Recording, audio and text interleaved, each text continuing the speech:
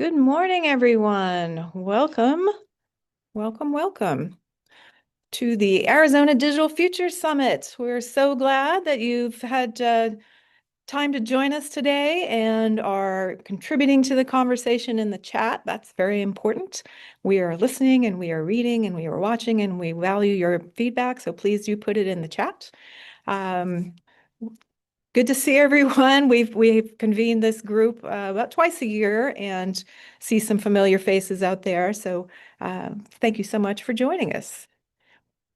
So before we get started, an Indigenous land acknowledgement in the spirit of truth, healing, and reconciliation, we humbly and respectfully acknowledge the Indigenous nations who have stewarded the land we now call Arizona since time immemorial. So thank you to our Native friends for joining us as well. Big thanks to our sponsors. We have Google Fiber, Insight, and Apple. So thank you so much for your support. And a special thanks to Maricopa County. Thank you so much for all that you do for us. We've worked with Maricopa County closely over the last few years, and they've been a fantastic partner. So something I want to announce that we're doing, we do this each year, but we ask that when a new speaker starts to speak, you give a visual description of yourself so that those who are sight challenged can participate in this equally to the rest of us. So if you could just give a brief description of your hair color, race, ethnicity, clothing, and any type of information you'd like to give us about your background, that would be fantastic. So I'll start. I'm Stephanie Drew. I am the head of community activation for IDEA, and I have brownish hair today. And I am of Western European descent. I have on a burgundy jacket and a denim shirt. And in my background, I'm actually, you can't see that, but I am at the Guadalupe Hive, which is also my one-man production studio here. So welcome to the Hive.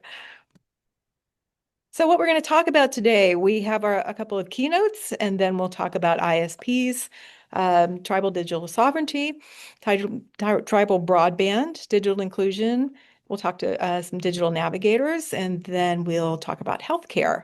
We'll also talk about workforce cybersecurity, and then we'll wrap up with a keynote about infrastructure. So acronyms before we dive in.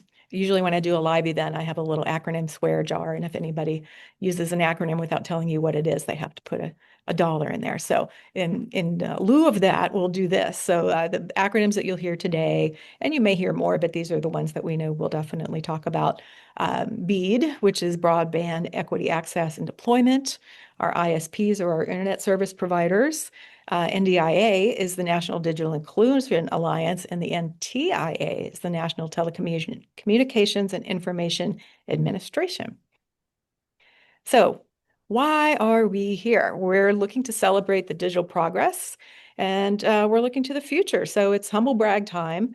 I would love for you guys to, in the chat, put your organization's key accomplishments for 2025. We're at the end of the year, folks. We've had 11 months pass us by, and we're on to 2026. So please tell us what you've been up to and what you'd like to share. So one of the reasons that we're here also is identifying the challenges on the horizon. So we know in 2026 that these are, we're going into 2026 knowing that these stats are true. So the infrastructure and access gaps exist. We have about 1.3 million Arizonans, which is about 17% of the population, that still need internet access. 60% of our tribal communities lack broadband connectivity. So that's a separate challenge. The implementation timeline pressures are real. There are 70 project areas around the state covering 160,000 households that will begin in early 2026. And we also want to explore and solutioneer for the intersection of economic inequality. Research shows that an area where there is poverty and low broadband adoption, when those intersect, there's a lot to do. So we have digital literacy programs, device access, and community support are all very critical to the success of those areas. So what we're here to find out is what impact can we make together as a community that is addressing digital inclusion that we couldn't accomplish on our own. It takes a village, and we know that, and we appreciate everyone's support and collaboration to make all of our digital equity dreams come true. So if you could add to the chat, what do you think current community changes and challenges are that have to be addressed urgently in 2026? So going into the new year, what do you think should be prioritized and addressed? Put a couple of examples down there of things that we know that are on the horizon and happening now. So if you could give us your priority rating of what those are, we'd appreciate it. And now I'll pass the mic over to Dr. Erin Carr-Jordan, who is the president and CEO of IDEA. Welcome, Erin. Thanks so much. Can you guys see me okay? You've been spotlighted. I've been spotlit. Outstanding. Good morning, everybody. How is everyone doing? I'm going to do the waving thing because I've learned over the course of the last several years that waving is my jam. Somehow, we get into this place. First, I wanted to say thank you so much to Stephanie for being our moderator today. Many of you know her. You know that she is absolutely amazing at this, and we are incredibly lucky to have her on our team, and especially lucky that she's hosting the event today. Thank you. Yes, exactly. Jay gave you a hey.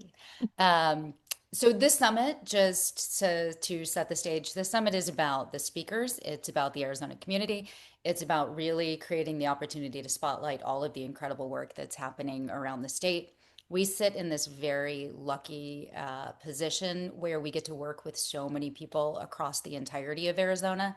And so we get to peek in the nooks and crannies and we get to know all of these people, the organizations, the communities, each of the unique geographies. And we have an opportunity to both ask folks to come here and share the work that they're doing, and also hopefully to create opportunity for the people who are attending to not only become aware of the work that's happening, but to get involved. So if you hear something that's happening and it's an organization that you might not be working with, please reach out to them. It's one of the best things that comes out of doing this work. And inclusion is just that, right? It's the idea that when we do it together, we do it better. So Steph, can you switch the next slide for me? Absolutely. Thank you so much. So I'm going to step through just a few things. Certainly not going to spend more than about 3 minutes on IDEA, but I did just want to give a brief overview. So IDEA is the Institute for Digital Inclusion Acceleration. We call ourselves IDEA. So you got a good idea, anything like that. We wanted to create a fun way to think about the name. We used to be Digital Equity Institute. So if you happen to be someone who knew us as that, now we're the IDEA. We come to this with the hope and the goal of making sure that everyone has the agency to fully and meaningfully participate in the digital world.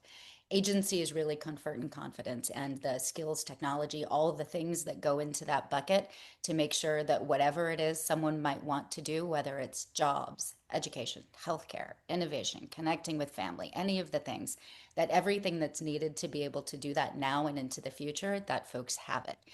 And the thing that we do that can contribute to that, and how we can bring in our friends and collaborators to make that happen. That's the thing that we do in this space. Next, please. So we've said this a lot. I think it's part of everyone here's mantra. You know, imagine if it didn't matter what zip code you came from. It didn't matter what your socioeconomic status was. It didn't matter any of the variables that we know are the barriers and the challenges that make participation harder. Imagine if we could get rid of those. I mean, that's really the goal of every organization and individuals who's here. They use their superpower to make sure that we can address those barriers and challenges in ways that actually get at it. And my favorite phase is get to a point where we're moving mountains. Next, please. Oh, I guess my doorbell works upstairs. Sorry about that, everybody. Just a few spotlights of the work that we've done. So since the beginning of 2024, IDEA has had the great privilege of serving over 115,000 Arizonans. Next, please. In addition to that, we've distributed over 9,800 devices and climbing. We actually just had a distribution last night. I think the most important piece of that is that we make sure it's the right device for the right person. And more importantly, we never throw tech over the wall. Everyone who gets a device goes through online safety training to make sure that when they're participating, they're safe. Next, please. I just counted this today and was like, holy cow. We have participated, run, or held 532 events this year.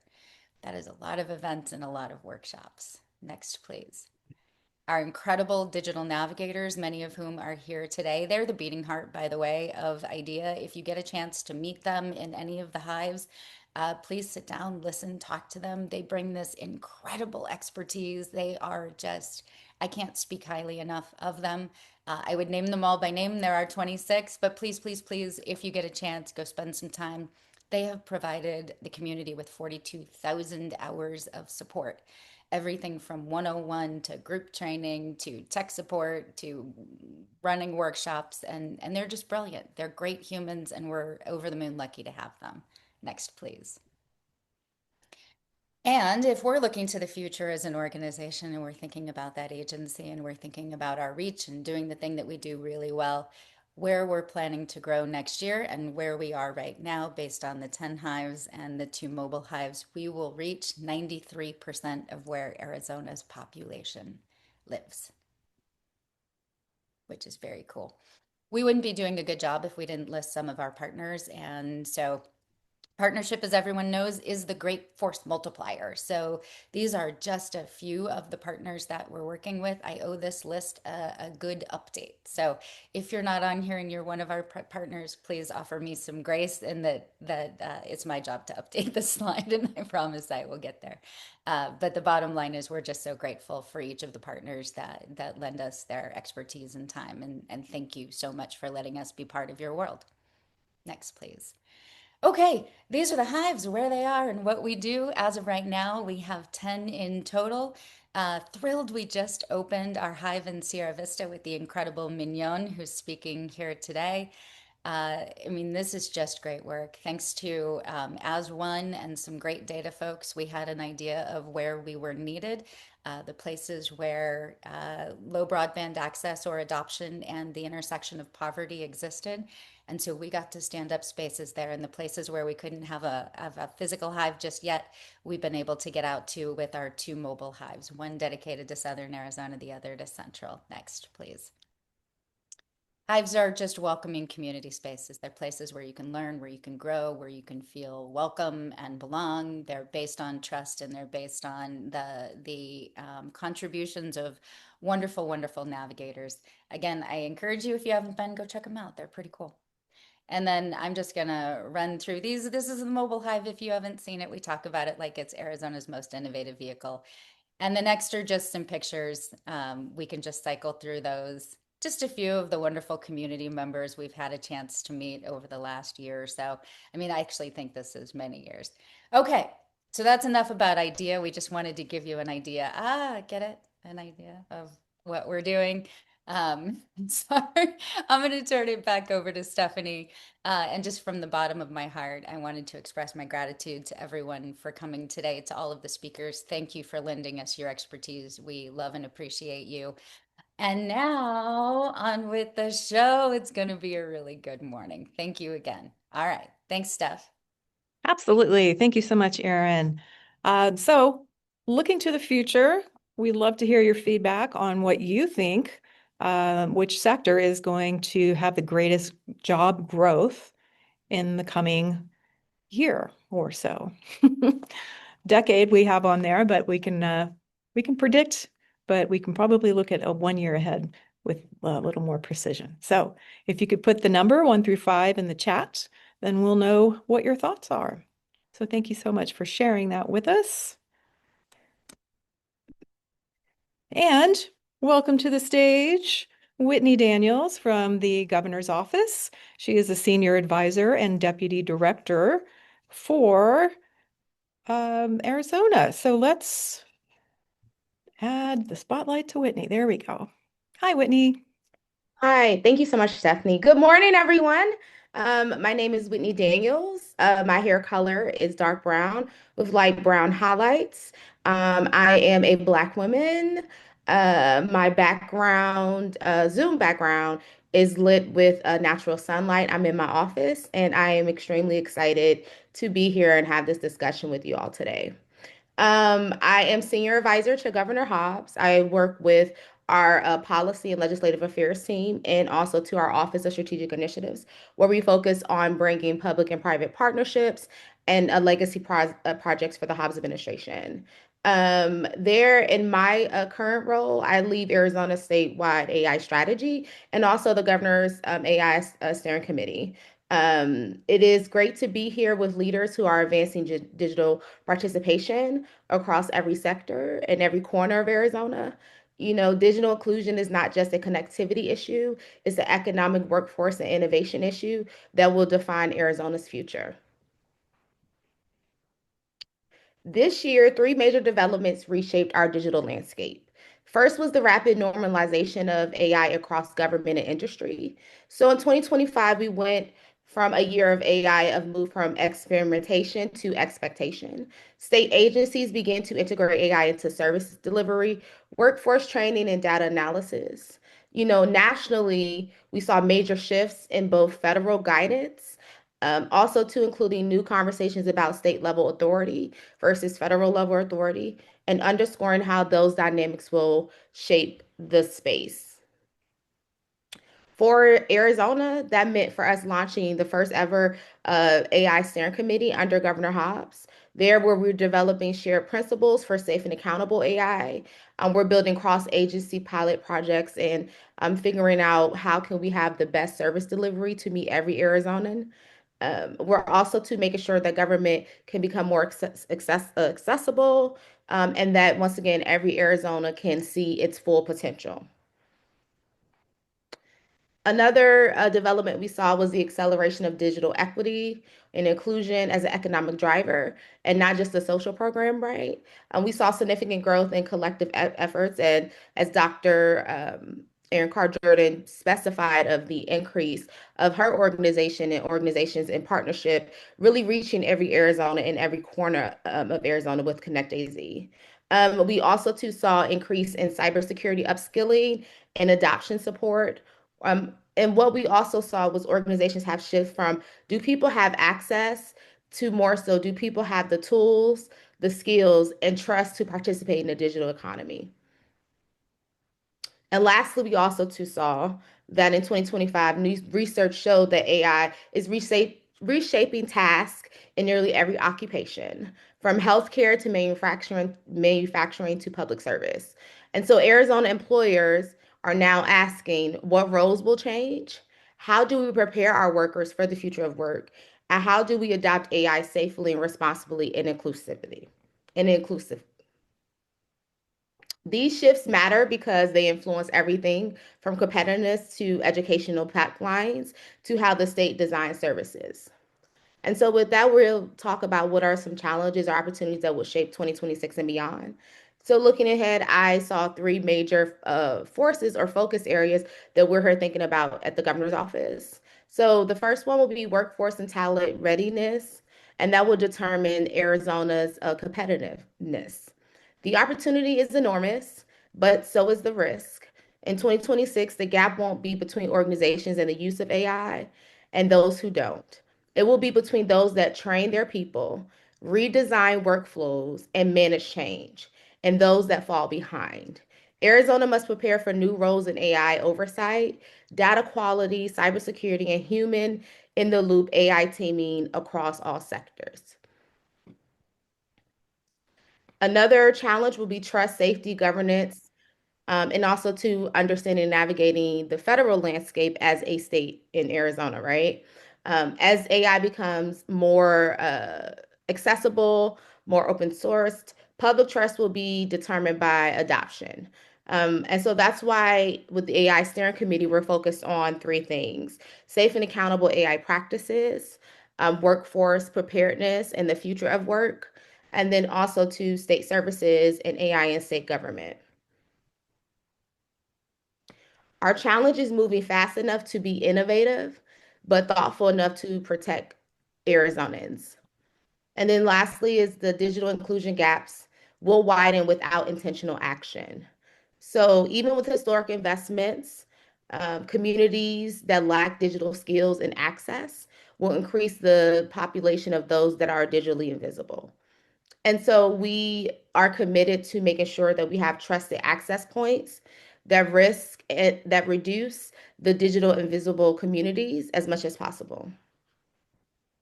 And so some of the solutions that we should focus on in 2026 is integrating digital literacy and AI literacy. So those Arizonas can feel confident and comfortable and fluent in using various different AI tools.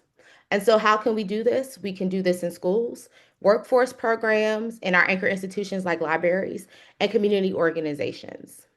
Healthcare, and also to public services. Is the list can go on and on, but this is a foundational step. So here are some actionable items that we can work and partner to develop a successful roadmap to make sure every Arizonan can participate and feel valued in the work ahead. So we can build an AI ready workforce. So it's essentially, I think a lot of people think we need a 200-page strategy plan, but it's really about having those great ideas, as Dr. Jordan mentioned, and coming together and really focusing on the need and meeting people where they are. It starts with training your staff on the safe and effective use of AI, mapping out jobs and tasks, and figuring out how can we upskill and reskill, and also to how are different ways we can make sure we always have that human in the loop. And it's also about working together and finding the best practices to establish guidelines for responsible use. So the governor's office is modeling this through our steering committee, as I mentioned before, and we're strengthening partnerships across sectors. So I'm really excited about the work that we're doing, and the report that we will build for the end of next year, and the community engagement plan that we have to connect with you all to partner with schools, tribal communities, and those who are doing the work on the ground to make sure we have that lived experience and lived perspective in the policy recommendations that we bring forth. And in closing, Arizona has an extraordinary opportunity to lead the nation in safe, inclusive, and innovative digital transformation. And I'm proud to say that we are one of the states that's doing that. Through our continued strong partnership, future ready workforce strategies, and responsible AI governance, we can ensure every Arizona benefits from these advancements. I look forward to working together with you all to shape a digital future that expands opportunity for every Arizonan in every corner of the state. Thank you again. I greatly appreciate this opportunity to connect with you all, and look forward to the discussion today. Thank you so much, Whitney. That was fantastic. All good info for us to go into the new year with. So we are going to now be virtually joined by Dr. Lev Gonick, the CIO of ASU, and we're going to see a quick video that he's recorded for us. Hey, Stephanie. Yes. So some of the guests Mhm. are only seeing the title slide. Would you mind just really quickly showing how to toggle to the meeting so people can see the speakers when they're talking? Sure. Let me get on another computer and look at that.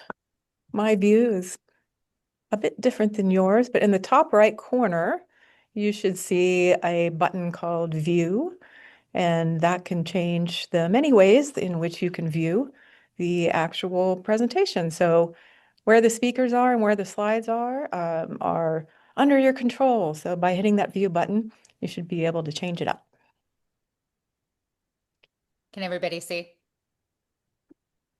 Okay. Yeah, I just want to add on my Zoom, it's actually over on the left side. You'll see something called meeting with a little downward caret. And if you click that, I need to pick Stephanie's screen right now to see the video that you're trying to show. So for me, that's the option I have. Me too. Thank you, Jenna. I appreciate it. Sure. Okay. We just want to make sure everybody can see and can toggle. It's actually part of Zoom's new update. So this is, one of the way we're learning to use all the tools That's together. right. We have Thanks so much. new strange options. There we go. Sorry to interrupt, Steph. That's okay. Here we go. We're going to watch the video. Good morning, everybody. Lev Gonick, Arizona State University's Enterprise CIO here. Thanks so much for the opportunity to join you all this morning for a really important set of conversations. I'm glad to share with you a little bit of perspective on the journey of those of you who join the ranks of the champions focused in on the long journey of supporting and accelerating digital inclusion. In the beginning, the first set of efforts associated with this set of activities that have now become known as the digital inclusion community started with access to computing.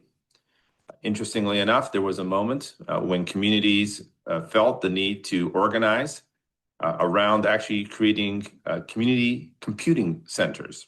And I recall those early days myself when we would set up technologies in the immediate areas adjacent to our universities as a place to gather folks who had never had any opportunity to experience a computer in any way, shape, or form. And there were all kinds of campaigns that were launched in partnership with hardware vendors and software vendors and opportunities for folks to learn how to use the computer for office productivity, for being able to begin to do simple things like putting together a resume or perhaps working with some of the Adobe tools for Photoshop. And, those were the early days of digital inclusion.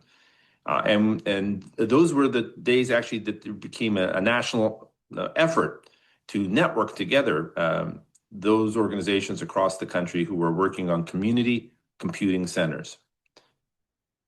Then, it's around the mid 1990s and into the early 2000s, as the world of technology continued to evolve, we found ourselves also needing to add, in addition to access to computing, the beginning of the campaign, which we're still all working on, which was actually access to the internet to be able to use our computing devices. And that campaign, of course, involves everyone interested in today's conversation.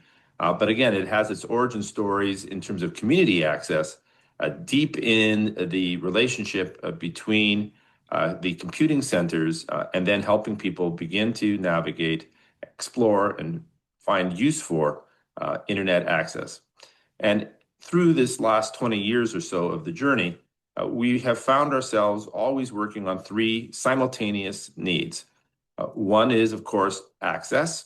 And again, there have been campaigns all across the country based in communities to support access, sometimes in cooperation with the providers, the incumbent providers, and some new entrants into the marketplace for access to the internet.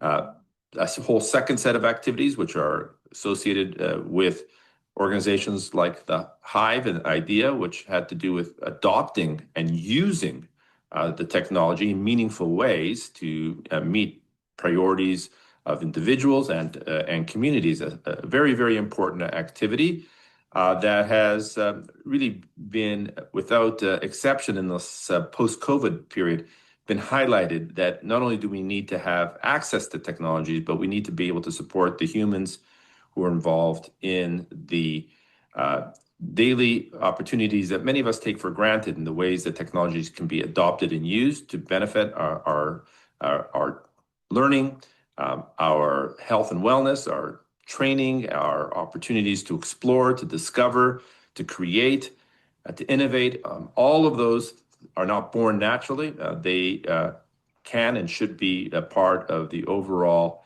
effort for all of us who are involved in the campaign for accelerating digital inclusion for the country. But what I really want to share with you today is that that's not all. We need to anticipate that there will be effectively an endless campaign for those of us involved in this work. And the next campaign is already underway. And that has to do with making sure that all of our communities have, again, access, opportunities to adopt and use AI. While the internet was born of a certain philosophy that the more we were connected, the more we would learn and appreciate what we had in common with each other. And that was truly the technical DNA of the internet age for the last 25 years. The emergent AI era has an aspiration that is in some ways schizophrenic. It has one aspiration, which is to radically democratize access to and opportunities for people to make use of augmenting human intelligence. And that is a brave, exciting vision. At the same time, there is a massive effort underway, which really can only be described as the earliest part of a hype cycle to build a computing infrastructure that is variously called basically working on supplanting the human intelligence in favor of or leveraging significantly machine intelligence. That also has a very long history, but we can see that with all of the efforts that are underway, much of it coming out of Silicon Valley right now. And it is less about augmenting human intelligence as it is informed by a fantasy associated with actually replacing human intelligence in much of what we do through our lives. The campaign to engage the community in making sure that we leverage AI for good, for AI for communities' priorities, for the opportunities to discover, to create, to innovate, to find meaning, to be able to unlock value is not anything more natural than actually the efforts back in the 80s with the computing environment, with in the late 1990s and early 2000s with internet access. The AI era, which we are in now, will require efforts by champions, visionaries, doers, people who want to make a difference in making sure that there is access for all as a fundamental democratic commitment to support the opportunities for everyone to be able to have access to the most advanced technologies in the service of personal, family, community, and broader social needs. And for that, I hope you've all been ready to and will support that effort going forward. Enjoy the rest of your day. Thank you to Lev as we watch him turn his camera off. Okay. We are going to get back to where we were.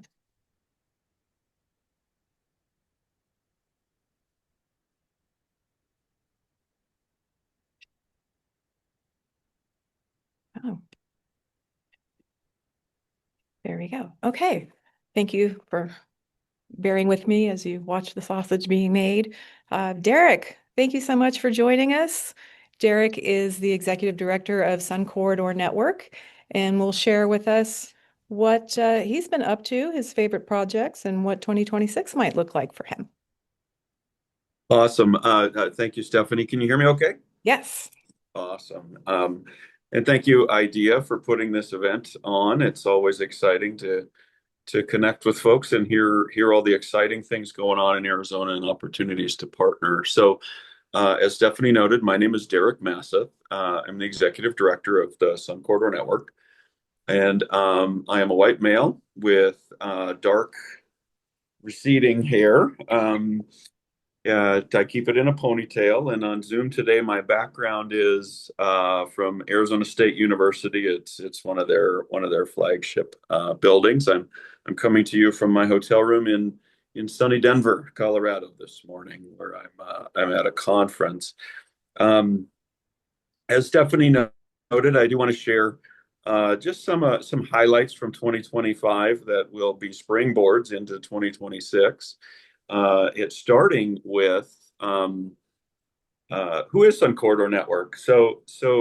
We are Arizona's research and education network. Our goal is to advance connectivity, research, and education at gigabit speeds for all of Arizona, by enabling our community anchor institutions with access and high capacity regional, national, and global digital ecosystems to empower all Arizonans to thrive through the anchor ecosystem. We're founded by and governed by the state universities. I think I already said that. And proud to be partnered in a number of important efforts statewide, starting with the Maricopa County initiative, right? That was mentioned earlier. We're proud to be IDIA's partner in terms of getting connectivity to the hives and helping to ensure that those hives are online and ready to deliver quality service to all of those. What was it, 115,000, I think. Aaron noted that's pretty important work, and we're happy to be a part of it. As part of that Maricopa County initiative this year, we were able to deploy 3 points of presence along a fiber route that goes up Highway 60 through the northwest portion of Maricopa County, rural portion of Maricopa County. Happy to be able to provide off ramps or on ramps at hundreds of gigabits of capacity to providers in that section of the county that was previously or underserved, roughly 82 miles of total fiber deployed. The fiber actually already goes all the way to Las Vegas, and so we're looking to activate that as well for some diversity out of the county. And so as we move into 2025, that project seeks to deploy even more fiber and connect providers along those fiber routes. Again, that's a very high quality partnership between Arizona State University for mapping and IDEA, who is the host of today's event. So another program worth highlighting, and it's been maybe the highlight of my career, or certainly among them, and that's the fiber along the interstate system that ADOT and the governor's office have been critical in supporting and delivering. And Sun Corridor Network's a proud partner on that project as we seek to activate I-17 with a fiber hut in Flagstaff, offering co-location and connectivity or exchange point access to the interstate fibers. And as I-40 continues to be built, we're looking forward in 2026 to activating that segment and communities and anchors along that route. Again, that's almost a decadal kind of project that we're happy to be a part of and continuing to advance. Other very, very important work that we've been engaged in would be a National Science Foundation grant that we got a couple of years ago to deploy a 100 gig network out to Yuma, particularly to advance the agricultural research and academic engine in that region. Again, our primary focus tends to be education, workforce development. So with Arizona Western College and the University of Arizona's farms out there, and the local high school district, we built this collaboration around enabling precision agriculture kind of career exploration. And I'm proud to have been a catalyst in that area. Also, 2024, 2025, we've been very actively engaged in leading a body of work known as Shakate, which seeks to kind of draw attention to this lack of capacity in the Mountain West, particularly kind of around the Four Corners and the Grand Canyon area, working with our colleagues in Nevada, Utah, Colorado, New Mexico, just continuing to advocate for and seek to build capacity for collaborations in the Mountain West region. We will continue doing that work.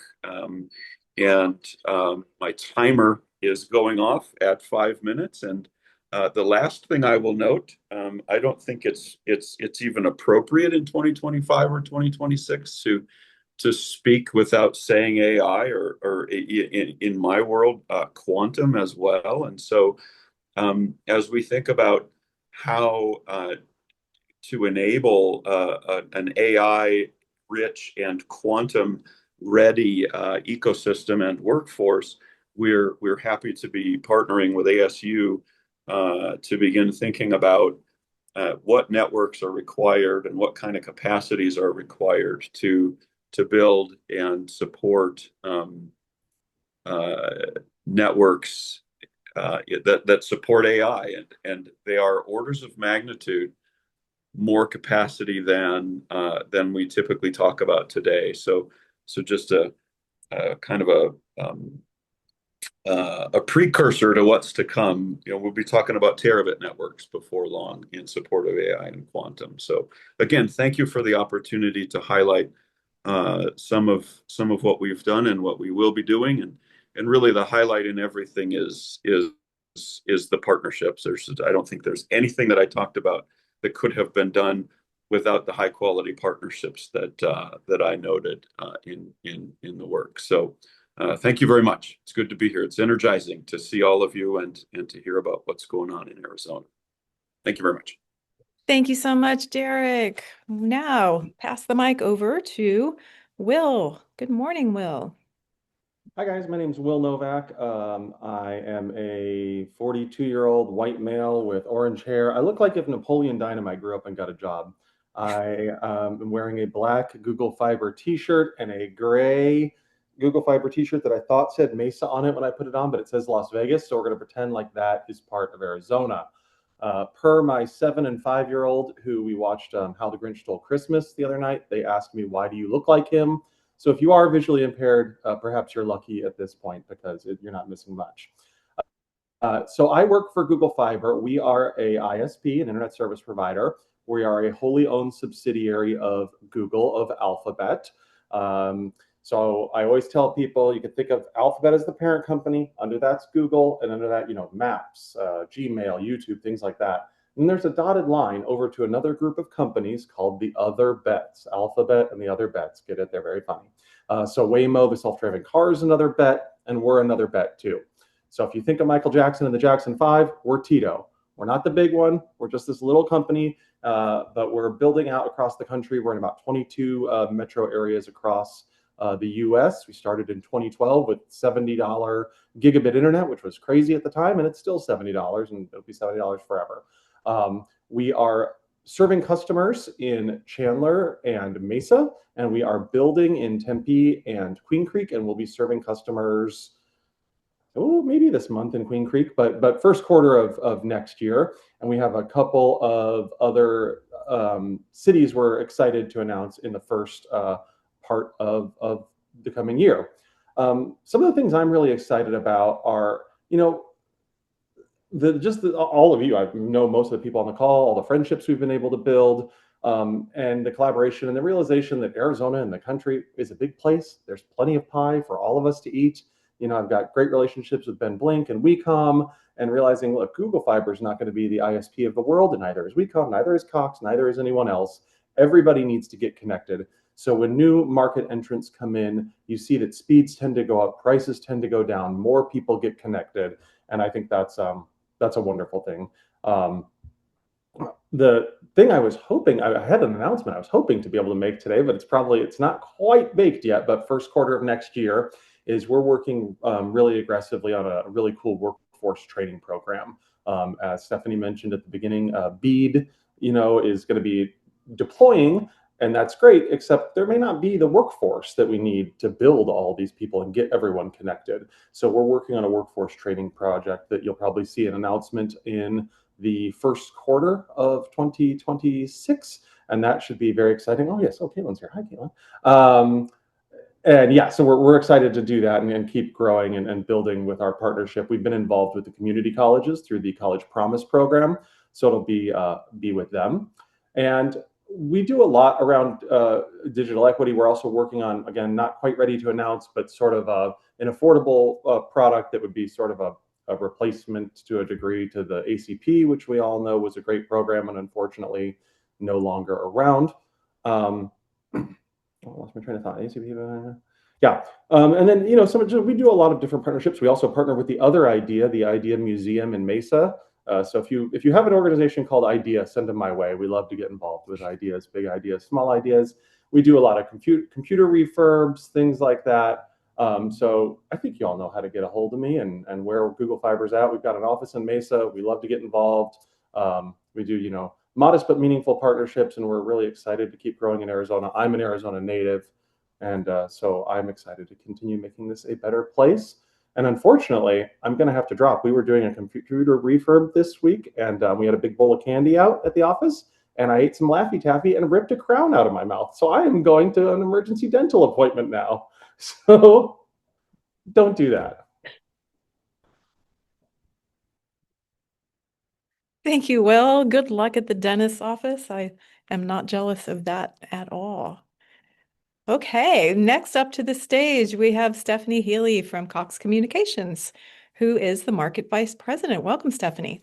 Hi, good morning, everyone. I love being wedged between my fellow colleagues and have done a lot of these with Will and certainly with Ben and Paul too. So hopefully this doesn't seem too repetitive to my colleagues. And Will started out, let me back up and say, my name's Stephanie Healy. I'm the Market Vice President for Cox Communications. I'm a white woman of Eastern European descent. I'm actually Ukrainian. I have brown hair, brown eyes. I have a basic red sweater on that was just a couple of minutes ago what I thought to be a compelling entrant in our ugly sweater contest, but I did change out of it for all of you. I'll be putting it back on shortly for our open house here at our office. But I was saying at the top end of this that there's a lot. I hate to be Scroogean when we're talking about the Grinch. I hope I don't take on a Scrooge theme, but I would be remiss if I don't spend a few of my 5 minutes talking about some of the themes that we think that are really important, that feel a little bit repetitive in a year that feels anything but repetitive. I think we would all agree 2025 was anything but familiar for many of us at Cox. It was absolutely no different. Our theme for the year has been staying a step ahead, and I feel like we've absolutely been doing that both with our customers and our communities and with our employees. I'll talk a little bit about that on the back end of this, but you've heard a lot about what I kind of think of as the basics, and I don't want to drain that, but certainly reliability, speed, affordability, maintaining and improving those networks. That's really the foundation for us this year. The adoption of AI, we've heard a lot about already and from much smarter people than me, so I won't talk too much about that. I'll just mention that the rapid normalization of it in our industry is certainly occurring just like it is everywhere else. Y'all are very familiar with that, but we also recognize that sometimes people don't want to talk to bots. So this year we were able to open a handful of new stores here just in Arizona, all across our enterprise in all 27 of our markets, but 5 new stores here in Arizona. So that's a point of pride, definitely for our employees too, to be where we live, work, and play. We've got, I think Derek mentioned it on the top of the call too, we've got a number of really great partners on this call, and I've spoken about some of the projects that we've been focused on this year, but certainly our partnership with ASU and the Maricopa expansion, our partnership with ACA and the Douglas community and our network investments, Pima County, I know is on the call, Wickenburg, Pinal, et cetera. So a lot of work and effort and resources being put into these expansions. But again, at the risk of mixing my metaphors a little bit and getting a little Scroogean on you, I do want to pull through a few familiar courses, if you will. I wish I could do it to Jingle Bells, but I'm not that creative. I asked our team just, to give me some input and feedback into what we think are going to be really kind of the 3 big things driving Arizona as we look at 2026. And some of this won't come as a big surprise to you, but I think the first theme that emerged is digital infrastructure is absolutely going to depend and rely on predictability and timely permitting. We've talked about that. I know my colleagues on this call and I have all talked about this, but I would say that one of the biggest challenges we faced this past year was the unpredictability of permitting timelines across jurisdictions, from county right-of-way processes to, I'd say, new municipal standards. And it slows, the digital deployment slows when builders can't align on their contractor schedules. We've struggled with material procurement because of schedules, community commitments with timelines, et cetera. So that's really a key piece as we look forward to continuing to deploy. As many people on this call have been a part of the BEAD process, I think that's obviously a watch area for the state and for all of us. But we do need consistency in the standards and a predictable review window, especially as you start to look at some of these larger scale grant funded projects that have mandated deadlines, right? So the second piece too that I want to mention is a very real, challenge that we're facing right now, and that's around pole attachment delays. And those can very much become a bottleneck. And we've seen this occur in some of our rural expansions, our micropolitan, if you will, expansions. But it's one of the most significant costs for us, and I think for the other internet service providers that are deploying too. And it really creates some schedule variables, again, in particular in our rural markets. So it's driving cost increases, extended make-ready times. The delays can cascade. They impact our vendors and our construction partners and the communities too. So I think that's a continued watch area for all of us. And I will say our utility partners have been really collaborative, but the challenge is really, quite honestly, I'm talking to our GA team, our government affairs team, is very structural. So if the pole owners and utilities and ISPs don't move in a synchronized timeline, these builds tend to slow down. So I think the opportunity, I'll leave on a positive this one, the opportunity is to create some shared service level expectations so that everyone can plan confidently. And I know a lot of work in the state is being done around that. And we certainly continue to sit at those tables and partner with all of you to be able to do that. And then I would say the last, point that I want to make too, and again, to not over focus on our rural areas, but this is really where we see the need for these investments. And I know some of us on this call are very committed to the rural expansions, but I think one thing that we need to remember as we go into 2026 and throughout BEAD is that rural areas need different processes because they have different conditions. So I think making sure that we don't lose sight of the fact that they may have older infrastructure or poles can be undersized, the distances can be extreme, builds can be very, very complicated. So when we layer on traditional urban expectations, processes, timelines, that can be a challenge, I think, for all of us in the communities and create some frustration. So again, flexible permitting models are going to be really key going into 2026. So I would say that I'll leave you all with this. Providers want to build, communities want broadband, utilities want safe infrastructure. So it's really, how do we come together and how do we modernize this process with one another, and how do we continue to maintain the commitments? So with that, I will say I'm looking very much forward to 2026. I think the other thing that we will continue to see in this industry overall, and I alluded to it earlier, of course, is scale being really important, capital being really important, and speed being really important. So I think you'll continue to see mergers and acquisitions being a big piece of the industry and overall what's happening, not just in Arizona, but across the country. Thank you so much, Stephanie. It's always good to hear from another Stephanie. Ben Blink is joining us now from Blink Public Policy. He's the principal there. Welcome to Ben. Hey, thanks so much, Stephanie. And thanks so much to Aaron and the entire team for having me here. This is really great. I'm a male of Western European descent with increasingly thinning blonde hair as I look at my headshot there for sure. I'm wearing a blue jacket, blue blazer, and I'm in my home office. And thanks very much again for having me here. Stephanie, were we able to upload the slides by chance? Yes. Okay, feel free to advance to the next one. So I've loved working in the broadband space over the past decade, both within government and outside of government. And in thinking about this, there's both the capacity work that I think a lot of you on the call are doing incredibly hard and diligent work on. And then there's the infrastructure side. And both of those are critical for digital inclusion. I've chosen to pursue more on the infrastructure side, just given my background and abilities, and have been working for the past 4 years with a company called Wecom Fiber. And just want to share a little bit more about what Wecom is up to and their path, and hopefully can be a bit of a case study for future work on this. So by way of a little bit of background, Wecom has been serving Arizona since 1956 related to communications. They were founded in Kingman. In fact, the CEO's wife, her grandfather was the one who founded Wecom back in the 50s. and have been working diligently on expanding capacity in rural Arizona to bring the latest technology to their customers ever since that time. One of the key challenges that they realized, especially as they transitioned from earlier technologies from wireless to fiber to the home, is there's just a major funding gap in the ability to reach rural communities, that their ambition to connect every corner of Arizona is limited by how much revenue you can generate from the infrastructure investment you have to make to a lot of these rural homes. So we'll move on to the next slide. The main strategy that Wecom has pursued around 2022, they shifted their focus and made it a very specific priority to close that funding gap by seeking the available federal and state grants that are available, and changed the business structure and philosophy to really focus around community partnerships to go after those dollars, to focus on areas not by building the most populated areas and getting more rural, but really starting with the most rural areas that don't have any providers and then working the way in to more urbanized areas. So just for a couple of examples, in July 2022, we partnered with Mojave County, La Paz County, and the Wallapai tribe and applied for a $10 million state grant and a $3.2 million USDA Rural Reconnect grant.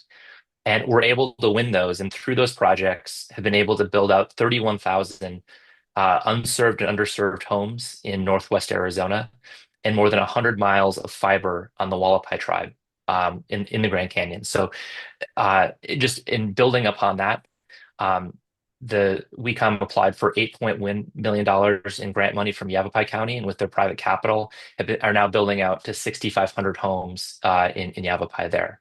So the timing on this is really incredible, because just as Wecom was building up that capacity, focusing on state grants and federal monies, then this incredible BEAD program that the state's done an excellent job at administering really came to the front, and there was a lot of experience that Wecom had in that time to help go after these federal BEAD dollars to really build out elsewhere in Arizona. So on to the next slide.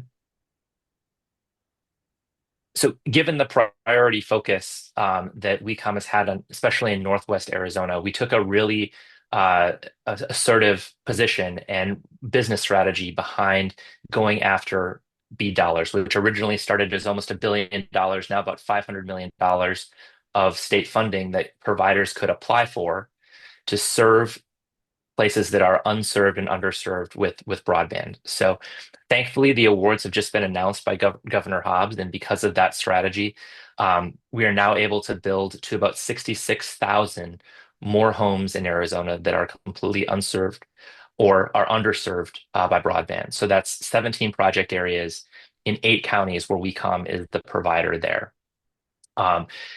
So I think over that time, the key learnings that we've had so far is community partnership is really key. Early on in the grant process, these BEAD monies came from the Biden administration, from the bipartisan infrastructure legislation. There was a huge focus on community partnerships in the scoring. We took that very much to the next level and just ensured that when we're going to these rural counties, really developing proposals that had those community needs in mind and had all the buy-in that we needed from those communities as we applied. Eventually, the rules that were adjusted didn't score any of those community partnerships, but the work was nonetheless completely worth it, because the ability to put together a proposal, understanding the permitting processes, having relationships with elected and local leaders is absolutely critical in getting any of these things done. On to the next slide. So I think BEAD is certainly a once in a generational opportunity, but I think especially for infrastructure providers who care about and whose business model is focused around rural, unserved, and underserved, there's a four-legged stool that we think is really critical and indicative of success in this area. So that's first, I'll start at the bottom. So first is the operator. So if you're trying to build broadband internet, you have to have a fiber to the home operator who's willing and able to do it. I'll go to the left, you have to have private investment. So once the private capital market started seeing what Wecom was doing, how they were able to apply for grants, partner with communities. Then more money flowed into the state, and they were able to secure private dollars from funds from around the country that specialize in rural broadband development and provide that private capital match. From there, the government support is really critical. There is just no business model in some of the most rural areas for fiber to the home without government support. So that's where the state broadband office has been incredibly supportive. Even at the federal level with BEAD, and keeping that program alive and moving has been key. Counties used some of their COVID relief monies for broadband, which allowed early deployments and work that we were able to build off of as we went into BEAD. You need the middle mile. Derek talked about what the Department of Transportation is doing and just how APS has been able to leverage their infrastructure. And then the private partner with ADOT, who's helping to commercialize those corridors, EX squared, has been key there. So with all those pieces together, you're able to build. So there's still a lot of work to do. The money has been secured, a lot more construction to happen next. But based on the past success and the smaller scale, we're very confident that we'll be able to build up. So if you're in counties like Yavapai, Coconino, Mojave, Navajo, Pinal, Gila, La Paz, and you're looking for a partner or eager to learn more about future broadband infrastructure coming to those areas, please reach out. We'd be happy to chat more and make sure we can prepare those communities for the fiber internet that's to come. Thank you so Thanks much, so much. Ben. Thank you for joining us. We appreciate you. Now moving on to tribal digital sovereignty with Tracy Morris. Tracy is the ASU American Indian Policy Institute's Executive Director. Welcome, Tracy. Shukma, everyone. Thank you for having me. So I joined a little late. I see everybody's doing descriptions. So I am a lighter shade Native American woman with black hair and geeky black glasses. And I'm wearing a green sweater, and I'm coming to you from the law school in downtown Phoenix. So welcome, everyone. Thank you for having me. I've got a handful of slides only because I've got a QR code that's kind of important towards the end, but I'm here to fill you in on, I think it's been a year or so since or at least a couple of years since I've been on this. So tell you about the work that we're doing at the American Indian Policy Institute Center for Tribal Digital Sovereignty. I think you all know me, but maybe you don't. So I'll give you a quick overview. I am the executive director of the institute and the center, and I have been in this space for about 15 years doing everything. I was there when we started doing all the broadband stuff back in 2009. I've written about everything from the digital divide to broadband to digital equity, digital inclusion, and all the different names it's had in the past. And now we're venturing into AI in Indian country as well. I've co-authored a couple of significant studies in this space, and I'm getting ready to release a special edition of a journal early next year called Charting Sovereignty in the Digital Age, Tribal Leadership, Broadband, and the Rise of Tribal Digital Sovereignty. That should come out early next year. And then I wanted to let you know who AIPI is. If you don't know, AIPI is we are a research institute, non-teaching research institute at Arizona State University, and we really work to support tribal sovereignty by examining, exploring, and elevating issues impacting tribal nations. We especially work in broadband, new media, this whole infrastructure area right now. In fact, I'm tag teaming with one of my staff members who's on a Spectrum meeting right now, because that's one of the things that we expect to be coming, showing up a lot next year as well. So let me tell you a little bit about what we're doing. Can I have the next slide, please? So we recently, no, too far. Sorry, I was looking at my notes. One. So we recently launched the Center for Tribal Digital Sovereignty at the American Indian Policy Institute because we needed a way to really not only focus this whole discussion, because broadband is an ecosystem now. It's everything. It's under AI, you name it. We had to have a way to talk about that without it being so compartmentalized. And so as I began doing research in this space, I realized that digital sovereignty is a very widely accepted term in other parts of the world. It made sense to talk about it in terms of governance of our digital spaces in tribal communities. So with the National Congress of American Indians and the support of the law school, we launched the Center for Tribal Digital Sovereignty last summer to start doing work in that space. Okay, next slide. One of the ways that we've worked with our partners, National Congress of American Indians, is we've gone through the resolution process at the tribal level to get this defined beyond what just research says. And so this is a long-winded part of another long-winded document, but it basically just says that digital sovereignty is an umbrella term that really encompasses the exercise of sovereignty over everything from the network to the data that goes through the network, and that tribes have inherent rights to create a plan for managing and governing these spaces virtually, whether that's tribal codes, digital equity work, managing data protection, healthcare, public safety, all of those good things. And so this is the past resolution. It passed last June. So this is the accepted tribal definition of digital sovereignty. Okay, you can go to the next slide.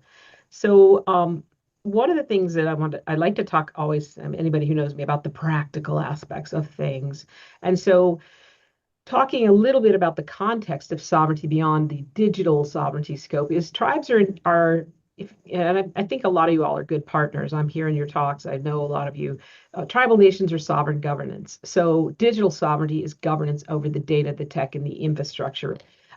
It really is talking about that. It's the field. It's the whole 9 yards. Next slide.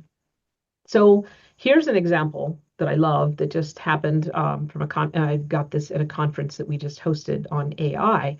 The Cherokee Nation has written a policy on AI governance for their tribe. So this is an example of exercising digital sovereignty and creating a plan that this tribe has. They have an advisory council on AI. They have this policy position on AI. They're not the first tribe, I suspect, but this is the first one we've heard about. We haven't started cataloging everything yet, but it's a pretty neat document. And actually, Cherokee Nation is hosting the first tribal AI conference hosted by a tribe, and that is happening in February. So super excited to attend that. One of the things we have been doing is trying to bring more robust information to this space. So if you could go to the next slide. We just released, and I'm going to pop this in the chat after I talk because I really don't have the ability to multitask while I'm talking. But we just released at the National Congress of American Indians annual conference about 2 weeks ago, the new Tribal Digital Sovereignty Guidebook. This is the QR code. You can download it. I'll put the link in the chat. But this is really it's like a 15-page practical document defining what it is, how it's applied, potential guidance for tribes, examples of great stuff going on. But we also have outlined these 5 values of digital sovereignty, and we didn't make this up. This came out of a listening session that we had when we hosted a conference this fall on AI in Indian country, and these 5 values just emerged as super important, overarchingly, not just to AI but to digital sovereignty. But one of the things that was most compelling about this is hearing somebody say that data is kin. The Chickasaw Nation has the first director of data stewardship. I gotta give the shout out. That's my community. I'm Chickasaw Nation. But when she said data is kin, it was like a mic drop. That made so much sense to so many of us in that room. There was 200 of us there. But it's also stewarding and governing the digital world as we do the land, innovation and tradition and balance, community-centric digital futures, digital resilience across nations. I think this is really pretty powerful stuff. So we encourage you to download and take a look at it. And then, finally, looking at 26, I wanted to talk about what we've got on tap. First of all, it's our 20th anniversary, which is pretty cool. AIPI will turn 20 next year. Center will turn 3, but AIPI will turn 20 years. We were formed by Dr. Peterson Zaw, former leader of the Navajo Nation in 2006. So we have a lot of cool stuff happening that we're going to be releasing documents. We're not really doing a celebration. We're kind of celebrating all year. We have new data dashboard coming out. We'll do a big press release on this document that I'm sharing, the Tribal Digital Sovereignty Guidebook. We've got the special edition of the journal coming out. I mean, there's all kinds of stuff happening that we're releasing next year towards this. So I think we'll be embedded in that. We are verging forward in AI. There are controversies about AI. I won't say that there are not, but we are verging forward on trying to give tribes good information on AI governance and participating in that process and bringing folks into that process. One of the ways we're doing that is we now co-host the Wiring the Res conference, which is a long-running conference that the Indian Legal Program here at the law school has done. This will be the 12th year, but last year we began as their co-host, and so we're bringing broadband into this space, digital equity, AI governance. It's in February 18th through 20th, so please mark your calendars and take a look. We'll be doing a push with the save the date starting later. I think next week is when we're going to launch that, but the website's already up. And so we will have a big push in this particular conference on AI in Indian country, and we'll be having a listening session on it, doing some consensus building. We're going to have a panel on data centers. We're going to have a panel on water use. So we're really starting to move into that space significantly. We have a white paper coming out in January on it. We also will, I do think Spectrum is coming. There's a lot happening. There's an open window right now for a potential tribal spectrum window. So we're working in the behind the scenes part, supporting tribes on that.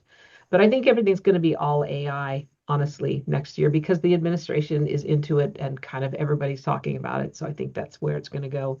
The one last thing that we're working on is energy as well, because we are known for our Indigenous Leadership Academy as well, and we have a January cohort launching that is energy focused with our colleagues at the Alliance for Tribal Clean Energy. So that will be super exciting. And I can tell you that we're going to do a broadband digital sovereignty topical leadership academy in a year. We are already in the planning stages for that. So lots of stuff going on. Couldn't do it without my tremendous staff or with our great partnerships. That's all I have. Thank you for having me. Appreciate being here. Thank you so much, Tracy. Okay, now we will welcome. Where did you go, Mikhail? I'm here. There you are. Okay. We are going to put you in the spotlight there. Welcome, Mikhail. All right, cool. Hi, everybody. Yeah, thank you, Stephanie and IDEA. And shout out to Tracy, my former boss and mentor. Everything I know about digital sovereignty, I learned about from Tracy. So thank you, Tracy. All right, let me start my little timer here, get going, try and keep this thing on track. My name is Mikhail Sundust. I'm the executive director of Digital Connect. Digital Connect is an initiative of Gila River Telecommunications. If you've heard about us before, you've probably heard about it in relation to Gila River because that is the primary community that we serve. And it's a 600 square mile nation just south of Phoenix, serving 14,000 residents, 25,000 community members worldwide. Let's see, I'm an enrolled member of the Gila River Indian community, and I'm grateful for the opportunity to serve my people. Appearing today on camera with, let's see, what is it? Male, short, dark hair, facial hair, beard and goatee, or sorry, mustache and goatee, and black jacket with our GRTI logo on it. Let's see, I also want to shout out the Arizona Digital Inclusion Network, or ADIN, which is a coalition of individuals and organizations that work throughout the state to advance digital equity. A lot of awesome work and awesome people in that organization, really supporting community-based practitioners like myself and my team. So I'm really grateful to ADIN's support and all the discussions that they continue to push forward in our state. Let's see, if you've heard me present before, you've probably heard me talk about our Digital Navigator program. So today I'm going to focus on 5 other programs that DCI is working on and 2 programs that we support in partnership with our parent company, GRTI. So yeah, it's a lot. First thing I want to say, the foundation of digital inclusion is internet access, right? We talk a lot about connectivity that is reliable and affordable. We heard from other providers, Google Fiber and Wecom, and everybody, really working hard to make sure that our citizens are connected and have access. Well, here in Gila River, we've been working on that for quite some time, and I'm very proud to announce that earlier this year, as of a few months ago, we completed our fiber build out. So we are now 100% fiber to the home in Gila River. That means every resident, all 14,000 people who live here, now can access the internet using fiber. It's reliable and it's fast and it's community owned. Now, what about the affordability? We also, I'm happy to, mention that we are using the Tribal Broadband Connectivity Program to provide financial support to our residents. So we created our own sort of ACP type program. It's called Connect 45, where we can offer $45 off of internet service. And if you're able to take advantage of that, which everyone is on tribal land, on Gila River lands, that's $45 off your bill. That's 50 megabits, basically free internet. All right, so moving on to the other programs I want to address as practitioners of digital inclusion. I'll approach this because I don't have slides. Think conceptually from elders to working adults to youth. We serve our elders with our Tech for Elders program in partnership with Senior Planet by AARP, and our primary goal there is to build confidence amongst our elder population. A lot of times they can feel intimidated or excluded from using technology, but whether it's for telehealth or online banking or communicating with family from far away or just having fun on the internet, we want them to feel confident and included in the digital world. For our working adults, we have a program called Pro Skills, and that's all about enhancing their skill set. Really focused on things like Google tools or Microsoft Office Suite, or just general better technology practices, whether it's like working with email or Microsoft Teams or something like that. And that's about helping them in the workplace or improving their skill set, their resume, so that they can get a job. And then for the youth, we have coding classes, which is in partnership with Indigitize and some of our local schools here in Gila River. And the goal there is all about opening that, tapping into that sense of wonder of what's possible with computers beyond, tapping on an iPad. What more can you do with it?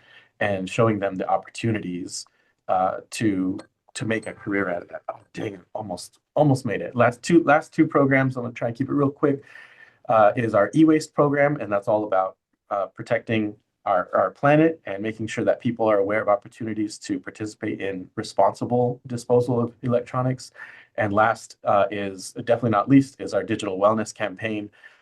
Too much of a good thing can be a bad thing. And so we hear a lot about like online addiction and people getting, spending too much time online. So we have resources and information for our community members that we want to encourage them to use technology responsibly. And incorporated into that is our online safety and privacy lessons. So that's we try to attack from all angles and make sure that our community has all the resources they need to engage online in a healthy way. Thanks to the IDIA and everybody for participating in today's call. Appreciate it. Thank you so much, Mikhail. Great info. Now we'll welcome to the stage Michelle Simon with Pima County. She is the Director of the Office of Digital Inclusion. Welcome, Michelle. Good morning, everyone. Michelle Simon. As Stephanie said, I am the Director of Pima County's Office of Digital Inclusion. I am a female of Western European descent. I have light brown hair, about shoulder length. I'm currently wearing a flannel shirt that is mauve and blue and beige. And I am sitting in my office with some lovely plants and pictures in my background. I appreciate the time and opportunity to speak with everyone today. It is important for me to communicate about what we're doing here in Pima County. And I really loved the information that was provided by the team at IDEA about what's working, what are our remaining challenges, and what does our digital future look like in Pima County. And so for us, we have a tremendous amount of things that are working. And one of those things that I want to highlight is partnerships. So Mikhail called out the Aiden Partnership, which is a wonderful group of individuals who are very passionate about working in our communities and bridging that digital divide. So kudos to them. Additionally, we have been working with ASU and the state broadband office, as well as the state land department, to align mapping efforts.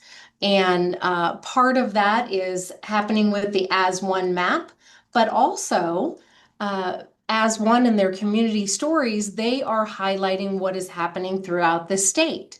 So I posted in the chat just a link to our Connect Pima story. It was a fabulous way to highlight what is happening in Pima County.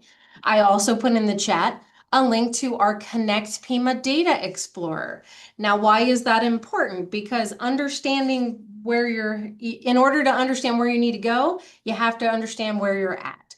And so with our Data Explorer, with the work that we do with As One, with the work that we do with the state land department, and anybody else who wants to get their geek on related to maps, okay, that helps us to identify what work we need to do within our community. And additional partnerships that we have just completed a pilot program with Comcast in providing a learn to earn program within our community. So individuals who have little to no computer skills are able to attend a series of classes, learn how to use a computer, and they get to keep the laptop that they used during the class. This puts them on a path towards understanding how to use their computer in a way that is beneficial for them, be that they're trying to improve their education or get a job, or because they just want to stream Netflix. That's okay too, right? And then additionally, we are currently working on a project with Cox Communications to build, it's a grant project through the Arizona Commerce Authority where we are building out, Cox is building out internet to 3 points in Sycamore Springs, which are rural areas of Pima County. And in 3 points, we are going to be putting in an innovation lab, which has computers, additional laptops, 3D printer, large format monitor, additional technology so that community groups can do Zoom meetings. So we're very excited about the partnerships that we have moving forward. Additionally, we are working with the Tucson Indian Center, and we are doing learn to earn programs out of the Tucson Indian Center, as well as digital navigator programs. And with us, digital navigators are extremely important to making sure that we are able to build capacity within our community. So earlier, Stephanie had asked us to put, a humble brag in the chat. And one of the things that I had put in there was that we have had 2 community service provider forums in the last year where we have worked with over 40 community-based organizations to really identify how they are already working towards addressing the digital divide, whether they knew they were or not. And then aligning the efforts of our office, the Office of Digital Inclusion, and our strategic plan with what they have going on and helping them to create action plans to continue addressing that digital the digital inclusion efforts. In so doing, we're able to create we're able to leverage the efforts of those community-based organizations to create opportunity. So starting in January, we will be working with our local One Stop to start a digital navigator internship program with out-of-school youth. So to One Stop, out-of-school youth are those individuals between the ages of 18 to 23. And we will be teaching them how to be digital navigators and placing them in community-based organizations where they can provide those services as well as support those organizations to implement that programming on their own. So building capacity. So these are the types of things that are very important to our office and to Pima County overall. It is about not doing for everyone, but all of us working together to make sure that everyone in Pima County has access to the opportunities afforded because of broadband expansion, because of access to computers, because of understanding how to use a computer in the correct way.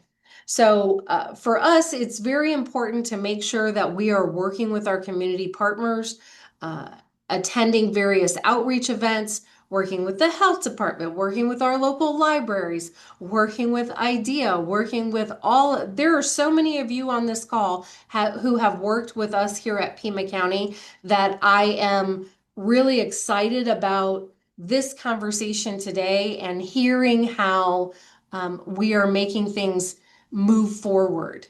I will tell you the remaining challenges and what it looks like in Pima County. There are always challenges when it comes to funding. That's why it's important for all of us to work together. That's why it's important to not reinvent the wheel, not to work in a siloed way. One of the very things when Stephanie and Aaron were talking about making sure that people were safe online. One of the resources that I was just teaching the digital navigators in our office is about the app that IDEA created about Spot the Scammers. Okay, how phenomenal is that? Now, why am I going to develop something new when there's such a phenomenal tool available for us to use? Right? So those are the kinds of things that we work on continually. Well, who's already doing that thing?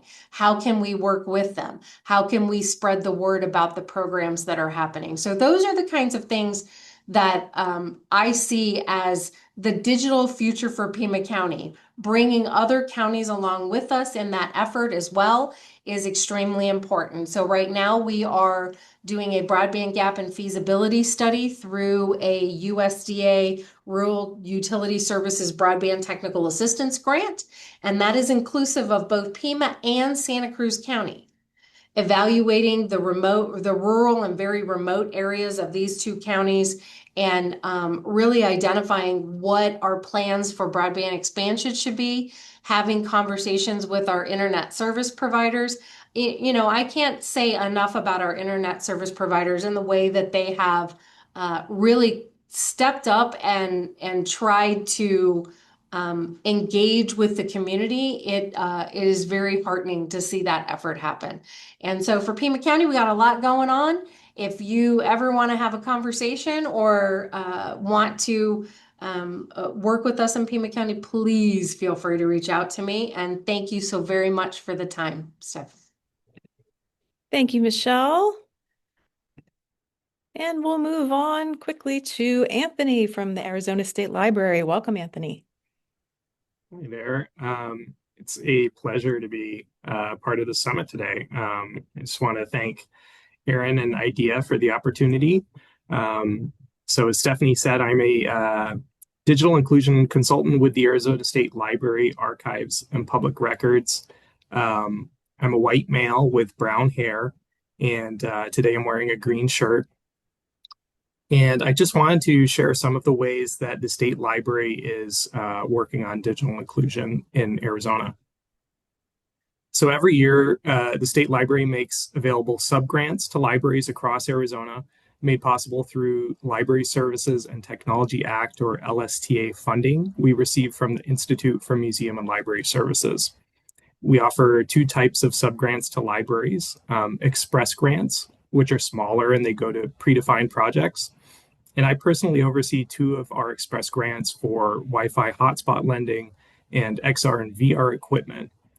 So these mini grants have helped residents across the state gain access to mobile internet and experience important emerging technologies.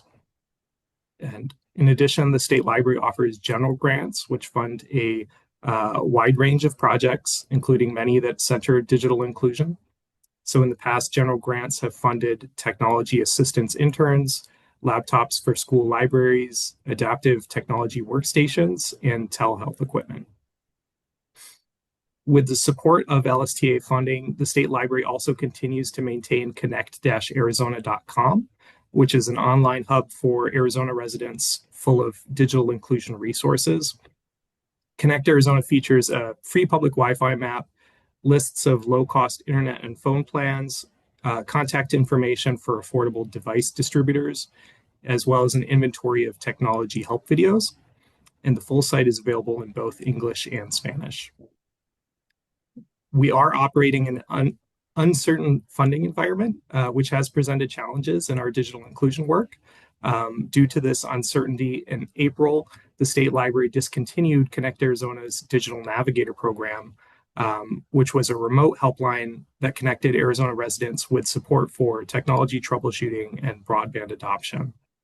But we continue to support digital equity initiatives in Arizona and draw on support from Arizona's robust digital inclusion ecosystem, including all of today's speakers and groups like the Arizona Digital Inclusion Network, the Arizona Broadband Stakeholders Network, and AZ1, AS1, just to name a few.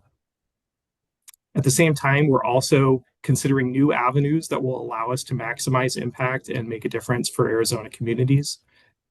So this fiscal year, the state library is making North Star digital literacy available to over 100 libraries around the state. If you're not familiar, this is a digital skills platform developed by Literacy Minnesota that offers a variety of computer and internet basics courses.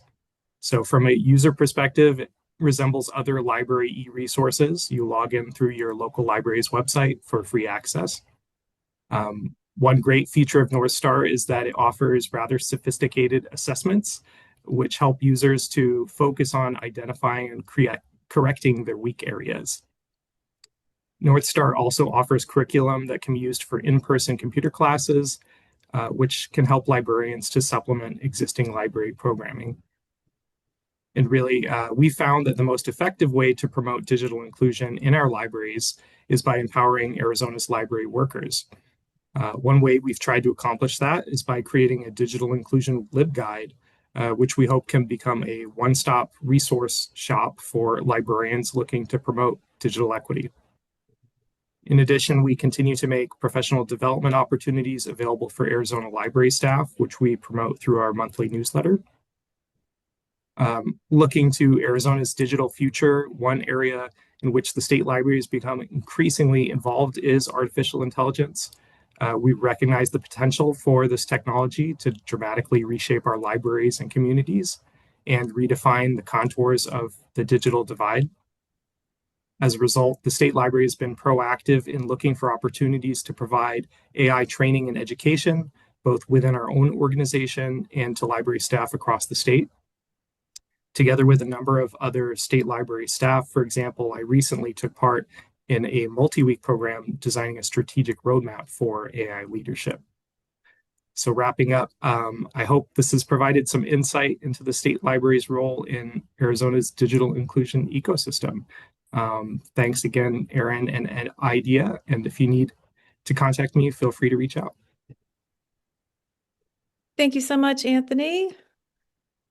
I'm going to bring to the spotlight Anissa Furr. Welcome, Dr. Furr. Since you are my friend and colleague, I can tell you that you're going to give an amazing brief presentation to try to make up for some of the time that we're running over. So welcome, Anissa. You got it. I will speak very quickly. Hello, everyone. My name is Anissa Furr. I'm the head of research and learning at IDEA. I am of Finnish and Swedish descent. I have brown hair and blue eyes, and I have a maroon based flannel shirt on.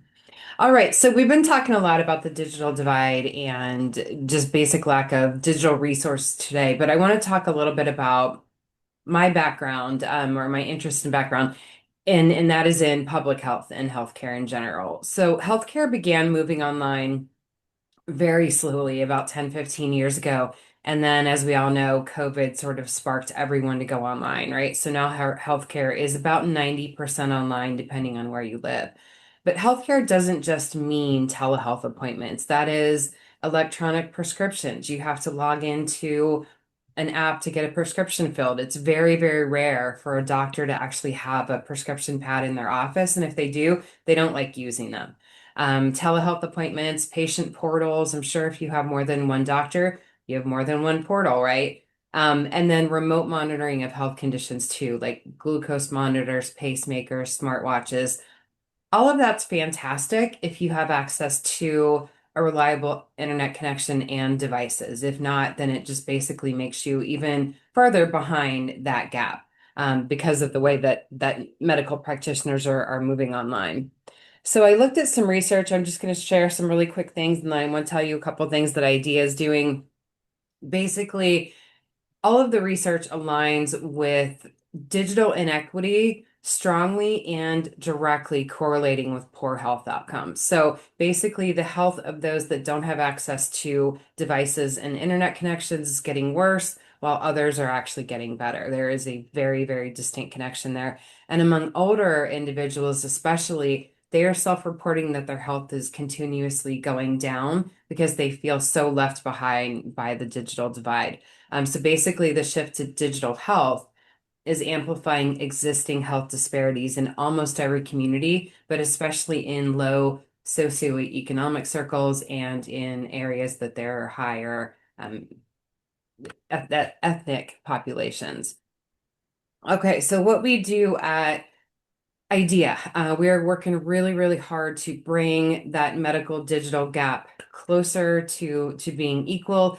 Our hives are all TAPs, they are telehealth access points. A couple of them even have locations where there's a room you can actually go into and have a private telehealth appointment. We have medical equipment there, like blood pressure cuffs and temperature devices, so that you can give your doctor more information. You know, doctors love to hear, okay, you can take your own blood pressure, you can give me your weight, you can give me your temperature, and kind of connect some of those dots to help have a more effective and better, online visit.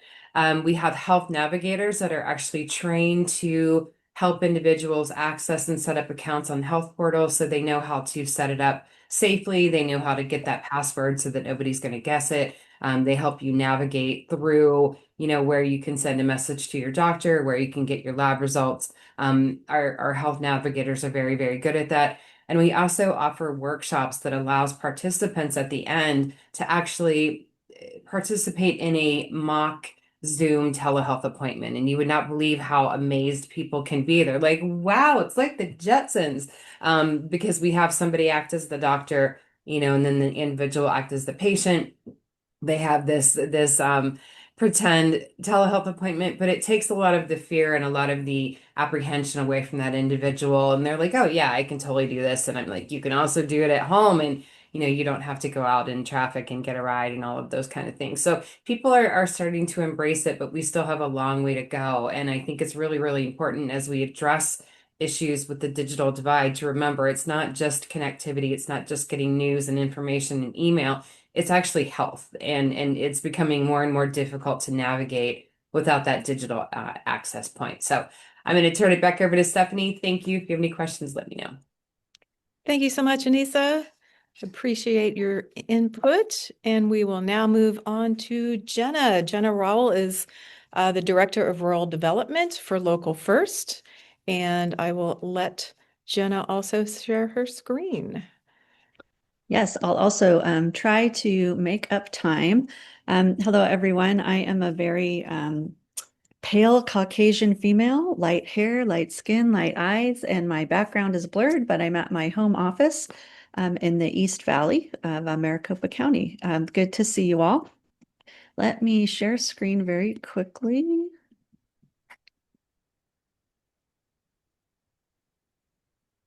Okay. So I don't know if everybody is familiar with Local First Arizona. So if you are, great. If not, I'm going to be diving into one program in particular. So I hope it's not too terribly, if you will, redundant for you. So we are the statewide nonprofit. That's why we have Arizona in our name. And we are more than 20 years in existence. And where we fit in nicely to the same goals of digital inclusion is we're all about establishing equitable systems. We use the term a lot, leveling the playing field. And we are just doing that across a broad area of work, broad economic and community development. But we're also the state's federally designated Rural Development Council. You may not even know such councils exist, but they are in the Farm Bill and were established in the early 80s. And the role of a council is really to be an intervener and a convener to create collaboration where it might not easily or organically happen. And that's across public and private sectors.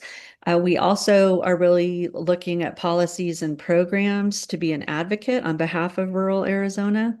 To ensure that there is, again, inclusion of rural needs and realities and practicalities and policies and programmings. And then hopefully some of you may have experienced the Arizona Rural Policy Forum. We organize that each year and it moves around to a different rural place in Arizona. And it's the first or second week in August. So the program I wanted to dive into a little bit is our Arizona Economic Resource Center. So the history of that on the left side of the screen here is that in the height of COVID,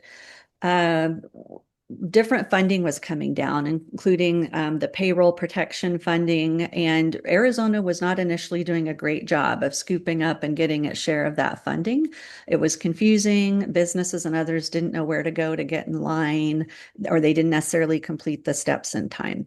So with seed money from the state, the Arizona Economic Recovery Center was initially formed to provide free grant pursuit services to eligible entities. So over time, that proof of concept went very well. It's a very successful model, and it became the Economic Resource Center.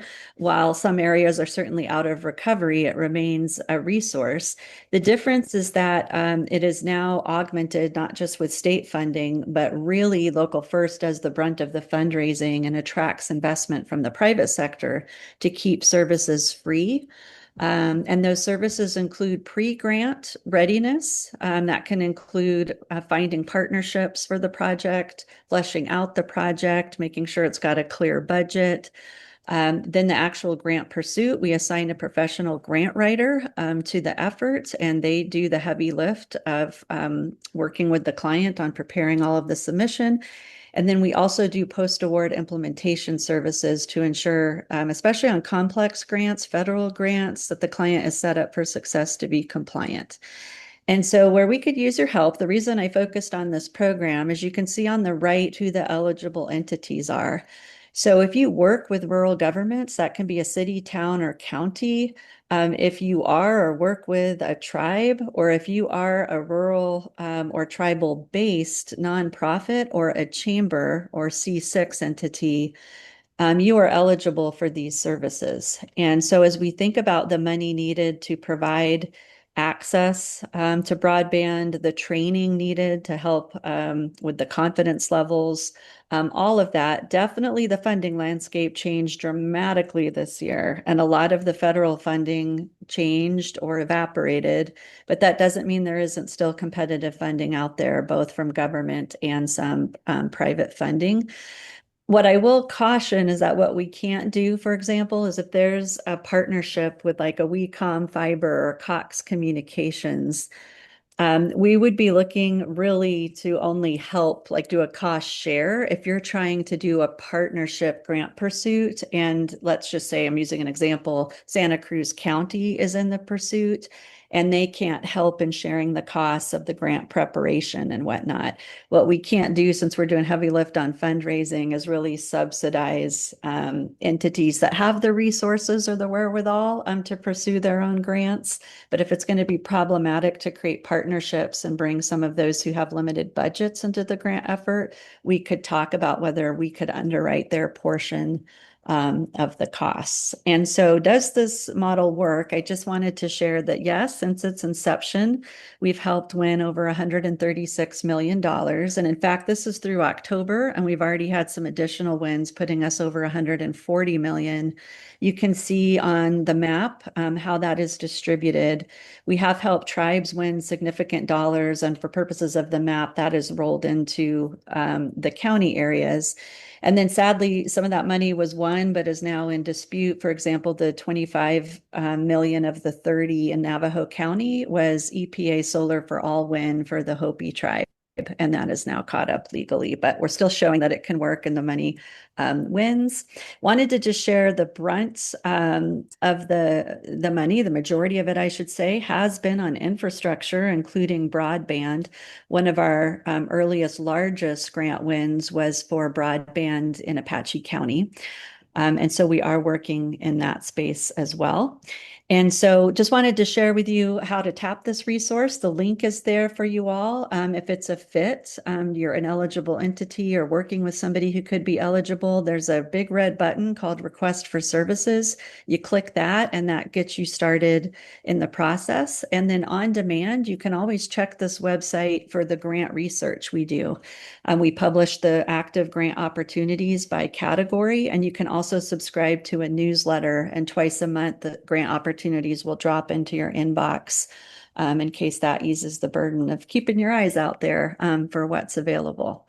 So Local First does lots more, and I heard a lot of interesting things that might be future partnerships. But with my 5 minutes, just wanted to let y'all know that while there are fewer grants out there, they do exist, and we'd love to help people scoop up the funding where we can. So any help spreading the word of this is greatly appreciated.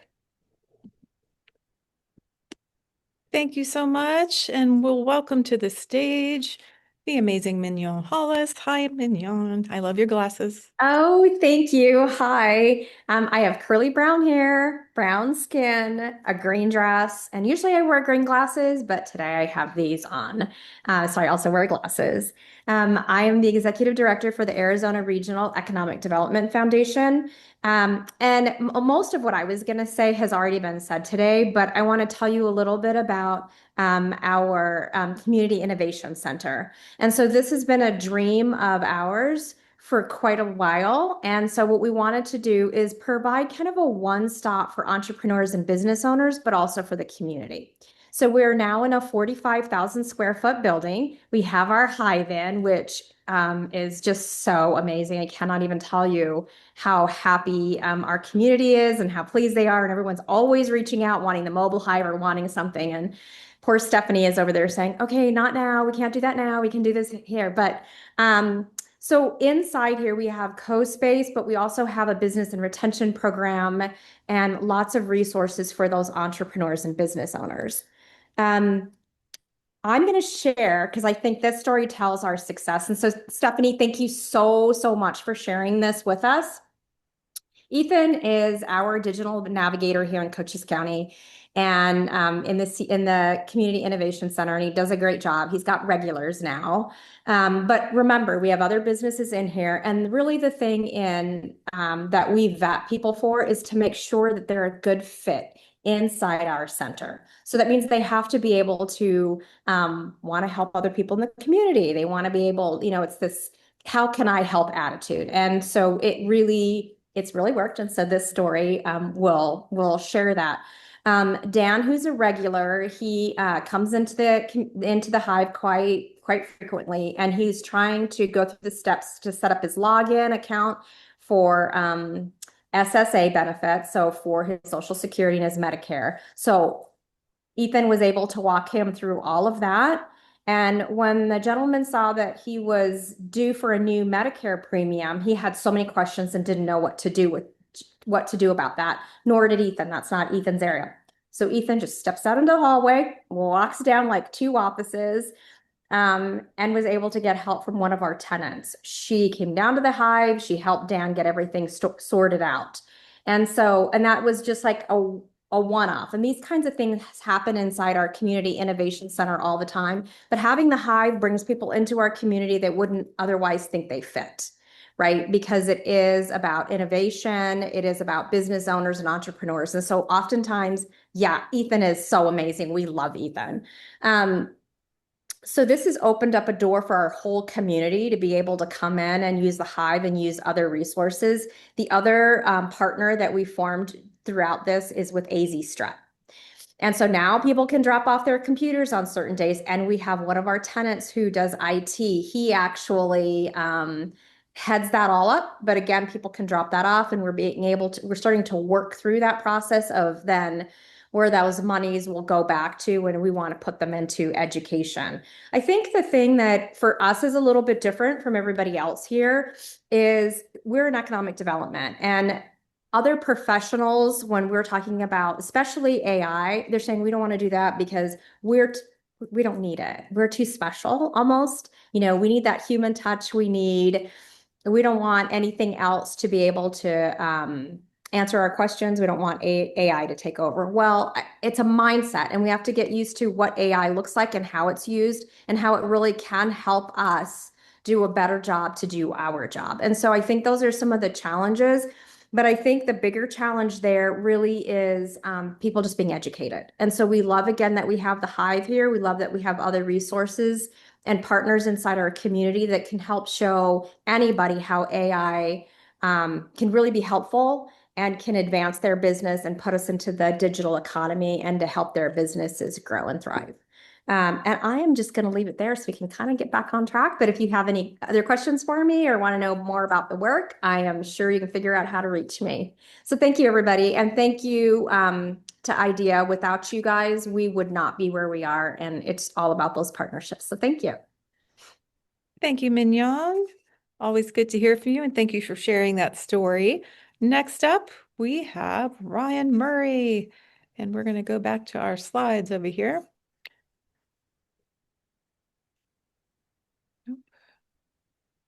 Good morning, guys. Can you hear me okay? Yes, we can hear you. Some heads nodding. Fantastic. I don't have these slides, so I'll just jump right into it, especially given that we're almost at time here. I am a 40-something white male, short, wavy brown hair, wearing a dark three-piece suit, a pink floral tie, and bathed in the terrible fluorescent light that is typical of most government office buildings. My name is Ryan Murray. I'm a deputy director at the Arizona Department of Homeland Security, and I also lead our statewide cybersecurity office as the state chief information security officer. I was born and raised in Yuma, where both my parents were in public service, and I've lived in Arizona for the majority of my life. So a lot of this work is near and dear to my heart. And I know we don't always talk about cybersecurity when talking about digital inclusion, but I will continue to argue that it's a critical component, and many of the efforts of digital inclusion can really be rendered irrelevant if bad actors can steal sensitive data, if they can impact the availability of those services or defraud our citizens. So I think it needs to continue to be part of the discussion. And really, it was several years ago in a digital inclusion and broadband expansion panel, one of our digital government summits, that I met with Dr. Card Jordan and really asked the question, is anyone thinking about cybersecurity as part of, putting millions of more people and thousands of more households on the internet? And I think I used the analogy at the time of like, we're handing out free guns to people, but not teaching them how to use them safely or legally. And I think she said, we should talk. So huge shout out to all the work that's happened since then, and obviously major shout out to the Spot the Scammer app. I think this is doing some amazing work that, frankly speaking, even government can't really cover. But I really want to focus on the discussion of what we're accomplishing here within the state of Arizona, and that initial discussion really has driven a lot of that work over the last couple of years. And first, we're focused on building the collective defense of our state. And while my primary focus is on the authorities that are granted to me to protect government entities in our public sector, we're also trying to explore strategies to help private sector, nonprofits, and really our citizens too, who are actively under attack. And often, they're least equipped to defend themselves. And frankly speaking, our most vulnerable populations are those who are most targeted. So the first part of that effort is really in the form of providing no-cost cybersecurity services to protect all levels of government across the state, and exploring creative opportunities, as mentioned, for how we can mirror those efforts to protect the private sector or nonprofits that are also operating here. And really, this sets a foundation to ensure that we're all being protected equally, and that revenue, size of the organization, and really technological expertise are not going to be limiting factors in determining whether an organization can protect themselves from cyber attacks.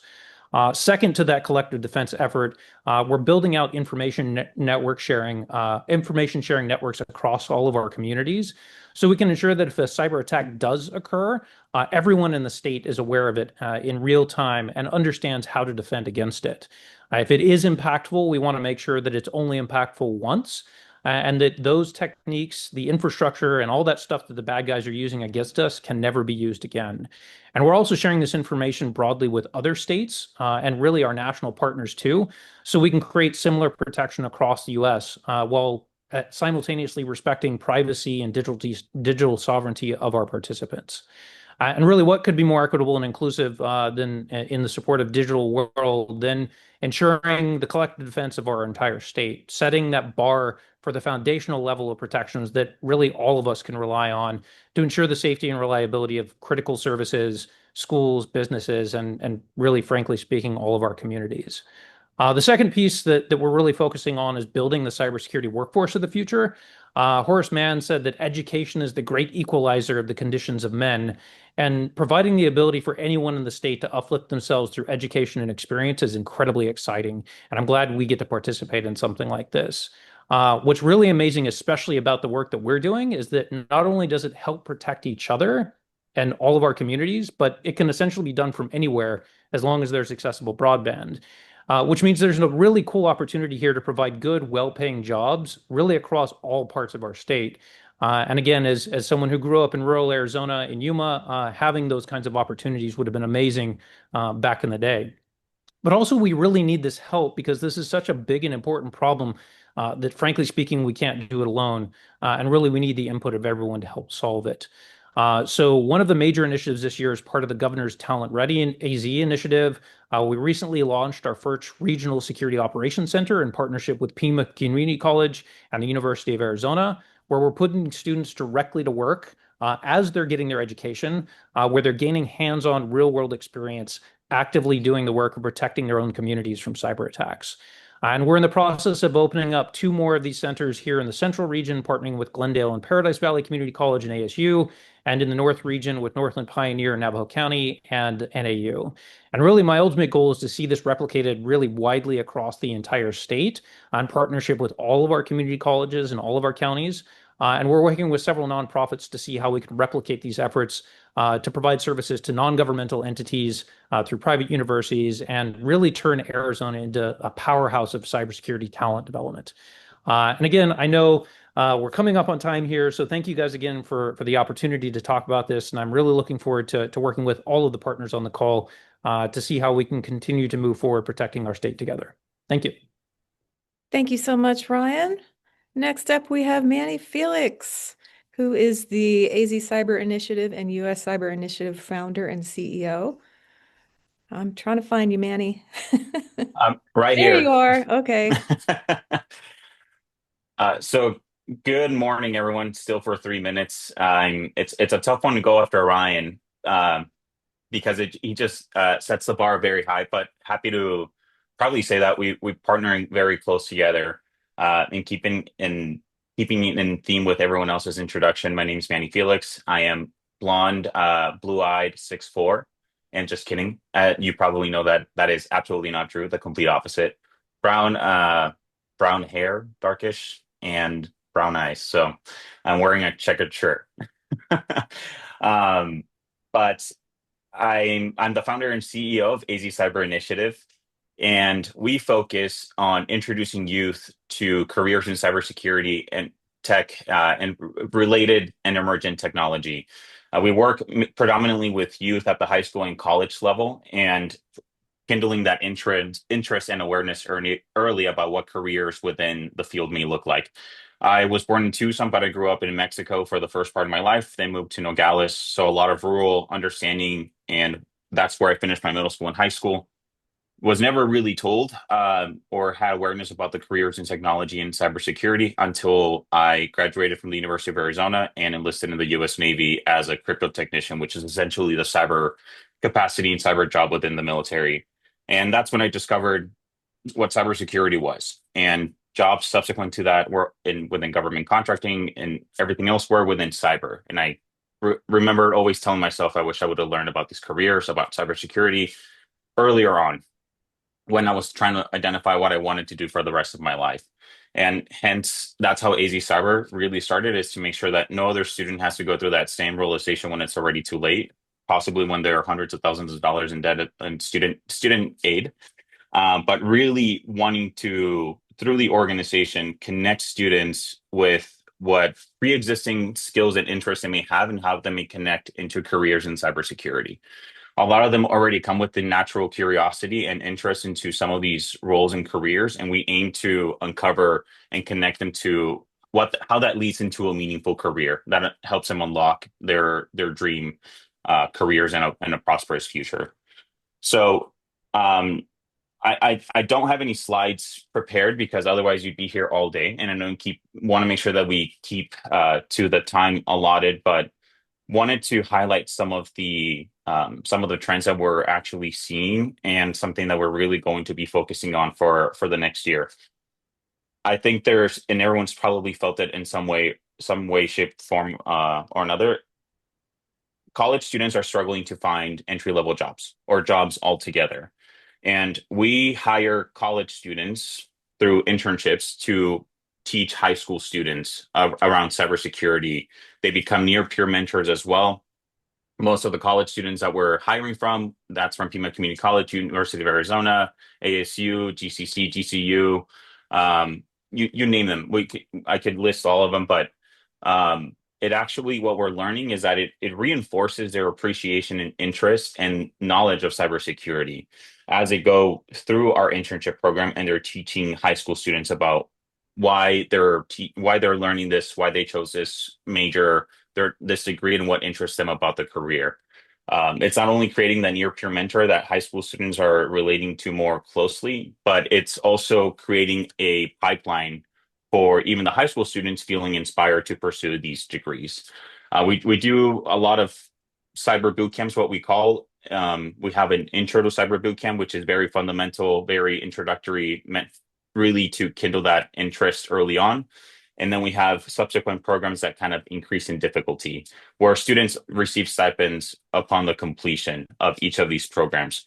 We want to make sure that we're creating stackable programs and also continue to build on the pipeline and pathway that lead into some of the programs that Ryan mentioned, right? We want to make sure that we create a pipeline to students becoming interns at Pima University, Pima Community College, and U of A and the RSOC, and they're providing these services to their communities or to their school districts. So we're equipping them with the skills and the knowledge on how to get there. But I think a challenge, or I guess a motivator, let's put it that way, for next year is really understanding and working with employers on what those entry-level jobs look like within cybersecurity, within IT. What are the skills that they want or they feel the incoming employees are they perhaps need some work, right? I think there's higher ed, and I hope this is not too controversial within the group, but higher ed is somewhat at a crossroads of what, with all the changes in funding and administration, of what this looks like. So is a certification or an associate, bachelor, or master's degree, is hands-on and experiential learning more valued in the kind of workforce area that we're at? What are the jobs that AI is displacing versus not, and versus augmenting someone's experience within their degree? There's a lot of change happening within the educational system that students are feeling somewhat conflicted with, and it's overwhelming them. Currently, we're accepting applications for the college student internship, and the hardest part is saying no to some students. We are only hiring 15, and we've received over 80 applicants throughout the state. And I'm reading through some of the applications, and I wish I had a home for each and one of them. But a lot of what we're hearing is uncertainty and concern around financial concerns because lack of understanding of where the workforce is heading, conflicting perspectives of what those skills are versus required for entry-level jobs. Some of them fear that even in their computer science or software degrees, they may not even be able to attain a job that is giving them an adequate salary. So students are feeling very overwhelmed, conflicted, lost, and they need support. So I think for a lot of our focus around trends is understanding what the impact of in the best ways to support students as they're going through this pipeline from discovery through skill development to job attainment, high school through college and into jobs, and really bringing in that employer perspective and buy-in to build as strong and resilient of a pipeline that we can to make sure that students are walking in or entering the workforce completely prepared. So I think for anyone that's out there, all of you, I've learned a lot from everyone here, and it's been incredible to just be able to listen to all the great work that's happening.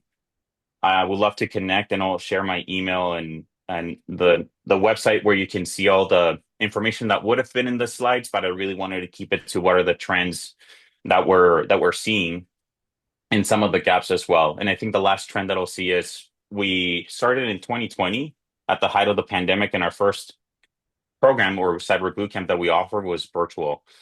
And now we offer all in person and some hybrid programs. But we're starting to see some of the students that went through our first ever boot camps are now registering to be our interns. And they are at community colleges, at universities, majoring in these degrees, and then coming back because they felt they found a community and a home and they felt inspired through these programs, and then are now wanting to give back.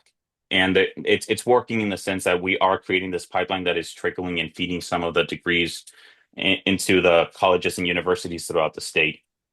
And so it's from my perspective, seeing some of the names where I still used to enroll some of the students. Now I don't do the registration so much, but it's inspiring to know that students are always wanting to give back, especially when it becomes a pay it forward situation. And I continue to see that in the applications as well, as that one of the reasons why students are interested in cybersecurity is its ability to give back to community, to family, friends, to their grandparents who are more susceptible, to communities that are very vulnerable, to tribal communities. We've done a lot of great work in Chinle, and we continue to go back there every single year. But what works there doesn't necessarily work anywhere the same strategy than in Southern Arizona or in Phoenix. So or in Yuma, right? It's different regions and different locations require very tailored or different approaches.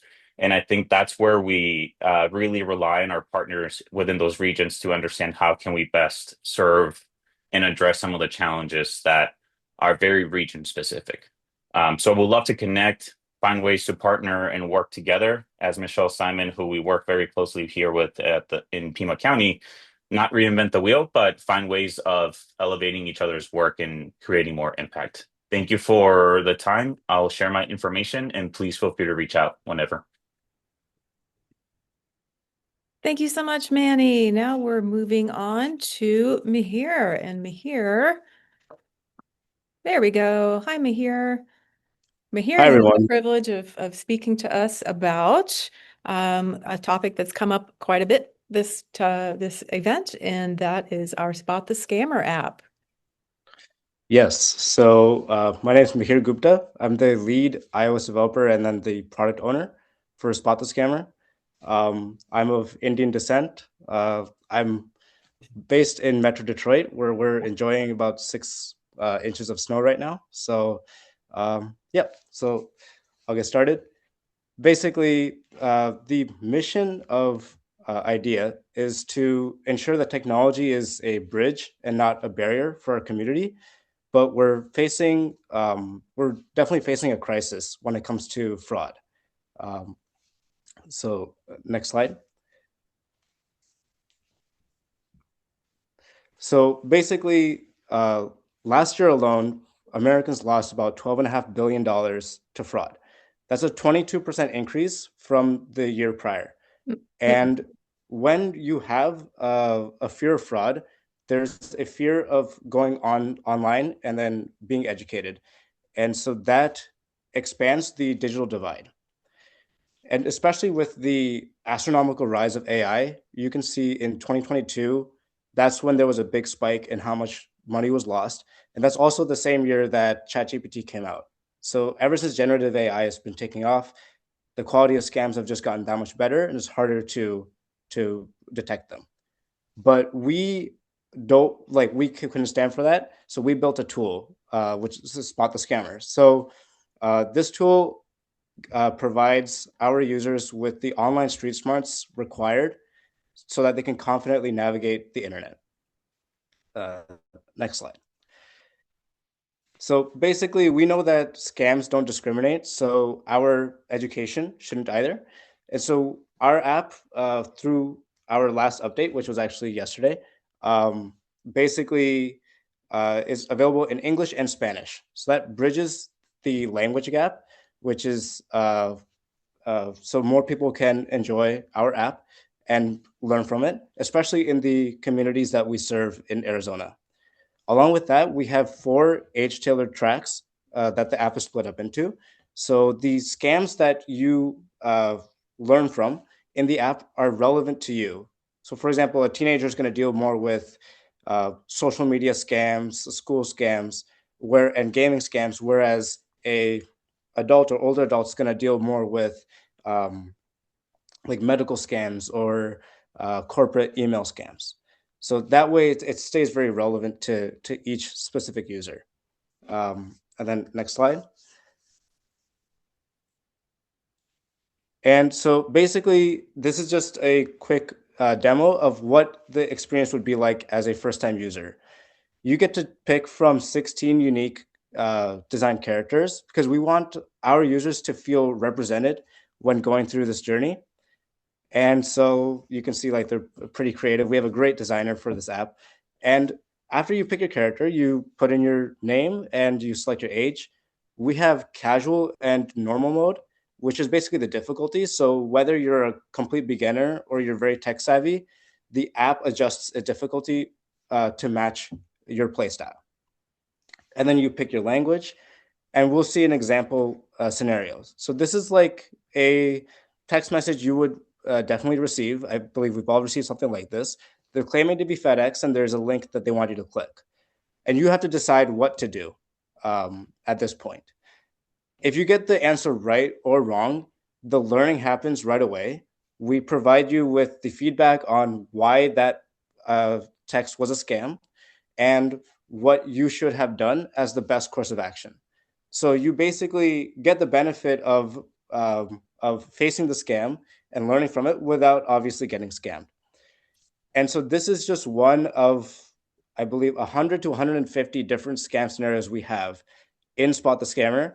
And again, they're all tailored to different categories for your age group. So text scams, email scams, gaming scams, and everything in between. The best part is we're always iterating. So adding more content to adapt to what is being prevalent at the time. So next slide. So this app wasn't just built like in a boardroom with a bunch of tech bros. We worked directly with the community. And so we talked with the digital navigators. We had our visitors of the hives basically test out the app, test the prototypes, and tell us what scenarios felt real, helped us tweak the language and the UI so that it felt more playable and more efficient with their learning the whole way through. And so basically, when you see one of our guests having fun using a cybersecurity app, that's the real impact, because most of the solutions are very boring and repetitive. And so what we're doing is we're changing the anxiety to confidence when you're on the internet. We're moving people from being vulnerable users to empowered digital citizens.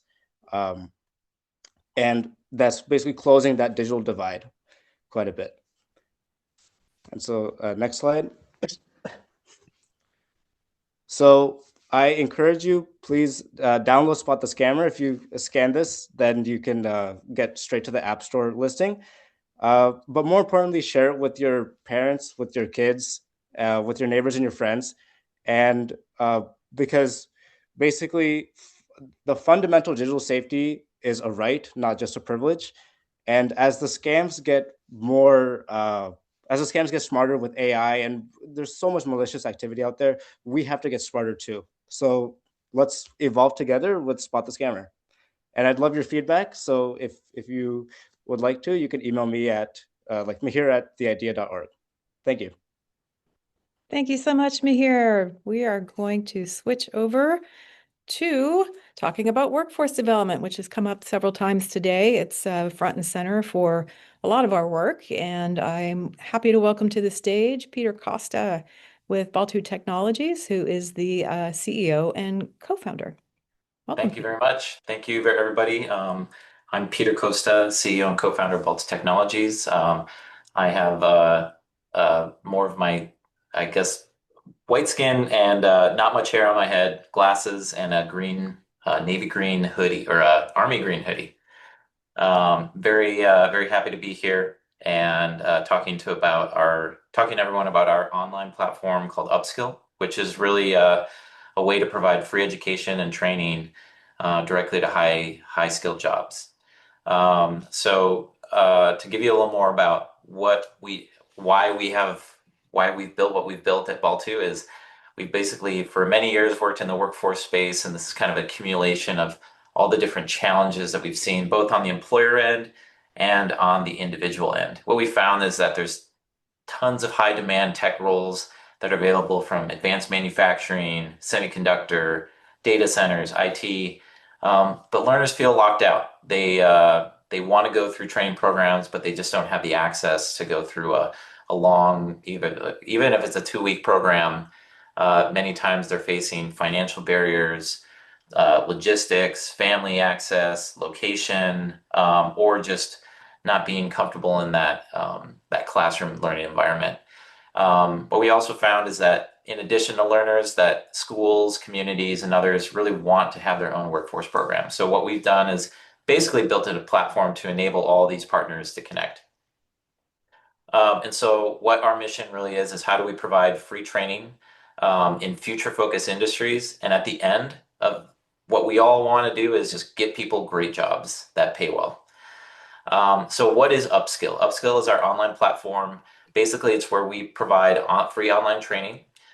They're industry created courses. So these are industry experts that are creating these courses. They're companies that are creating courses.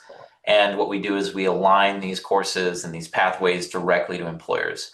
So I kind of think of it as if Indeed and an online learning platform like Coursera had a kid, that is what Upskill is. And so when you complete courses, we connect you directly to employer partners. This is just some images of what the platform is. And so we're basically doing a lot of different types of courses. We do micro learning. We do interactive activities. We use AI learning assistants and really make it geared towards like a really great asynchronous learning environment. And then we basically feature employers on here. So employers come in and create their own pages and then basically bring in people. We focus on a lot of future focused industries. AI has been a big one that has been mentioned. We focus more on how do you use AI and prepare the skills that you need to work in a professional environment. But we work kind of anywhere between the white collar to the blue collar to the, I guess it would be the sky blue or indigo collar. So we've partnered with a lot of really great nonprofits over the years.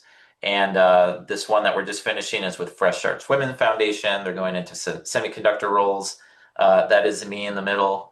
And we have about 8 different women that are going into roles at NXP and other semiconductor providers. We worked with Honeywell and Tolleson High School. Seniors that were graduating went into Honeywell. We're continuing to work with Honeywell to expand that to other high schools and also with Fresh Start. We worked with Agua Fria Union High School District for a low voltage cabling program where they went into data center technician roles, doing wiring and running all the different fiber optic and broadband cables. And then we worked with Downtown Mesa Library and ThickSpot to provide a free fiber optic training program where many people got roles at different in different broadband and data center roles. And so to date, we've been kind of early through some testing and doing different pilots, and so we've got over 25 people placed. Those average salaries are like 50K. Some of these kids are making 80K just a year or two out of high school. And then really what we try to do is partner with these nonprofits and schools. And so we allow you to have your access our curriculum at no cost. You can manage your own cohorts. We basically create clear pathways into real jobs, and then we provide you data around who's been interviewed, who's gotten a job, so that way you can use it for any type of grant reporting or any type of reporting that you need. And then with Aaron, we've been doing with Aaron and IDEA, we've been doing this great program where it's career exploration using VR headsets. And so we're just finishing this. I'm going to show this video just to kind of just to show you really quick what we're doing with this is Future Tech Pathways. Let me save this. Okay. And so this is a VR experience that's basically bringing people into showing them different careers that they can go into. What are different industries? A lot of people don't know what are semiconductors. They don't know what being an aerospace manufacturing technician is or what working in broadband is. So we take people and put them through different activities and teach them about all the great opportunities that there are, especially in Arizona, as all these industries grow. So we're still building out additional modules, but we will have this available in January of 2026. It will be available for download on the MetaQuest store for free. And then I know if you want any more details, you can definitely hit up Aaron Jordan, and we'll give you access to Future Tech Pathways. Let me see how I link to the next slide. So we would love to partner with anybody, whether you're a nonprofit, an individual, community, somebody that works in the community, or with employers. And then if you'd like access to our platform Upskill, we'll be launching this in early 2026. Feel free to hit me up on LinkedIn, email me, or visit our website to learn more. But we're very excited about the great partnership that we've had with this community and would love to be a resource to you all. Thank you. Thank you so much, Peter. We're going to transition now quickly to Nick Capozzi. Nick, are you with us?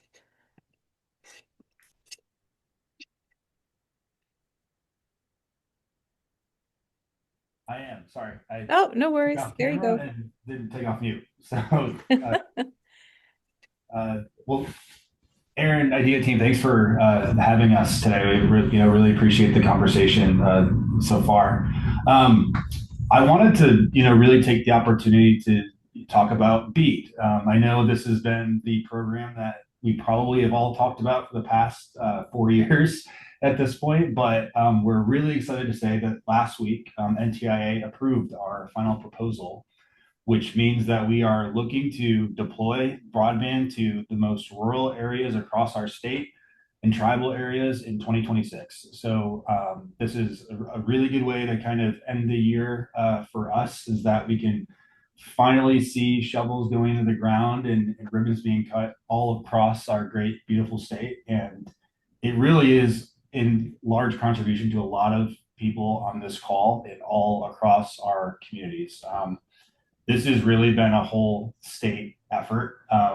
Obviously, the state broadband office, receives the funds and administers them out to providers to deploy across our communities. But I mean, we've done road shows and had conversations with really everybody, and it's not being too ambitious or underselling. Everybody really had a piece to this across the state. So we're really excited about it. Just a few points by the numbers. So this is going to serve 160,000 Arizona households across the entire state. And these are really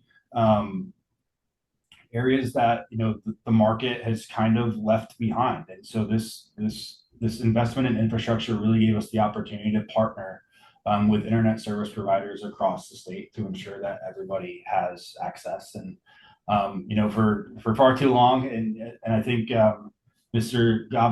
Lev talked about this early on.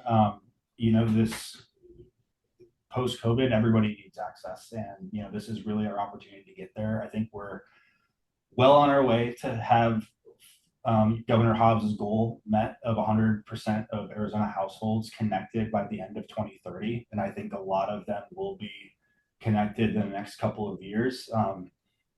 We're certainly being ambitious in timeline and pushing providers and partnering with providers to make sure that they have the resources that they need to connect and get people up on the internet as soon as we possibly can. I think another big number to kind of share is, obviously the restructuring policy notice from BEAD, it changed a lot of things, a lot of work that happened over the past 2.5 years, and really attribute a lot to the team on what we were able to accomplish in the last 5 or 6 months, and in adjusting to those new guidelines. But we're building out 73% of our locations with fiber, and being as the state administrator and the state broadband director, that's our priority, is we want to make sure that we get fiber all across our state to really lead in infrastructure, jobs, workforce, AI deployment, quantum, anything that we can really do to give ourselves the opportunity to continue to lead across the country in this technological world. And so we're really proud of that result.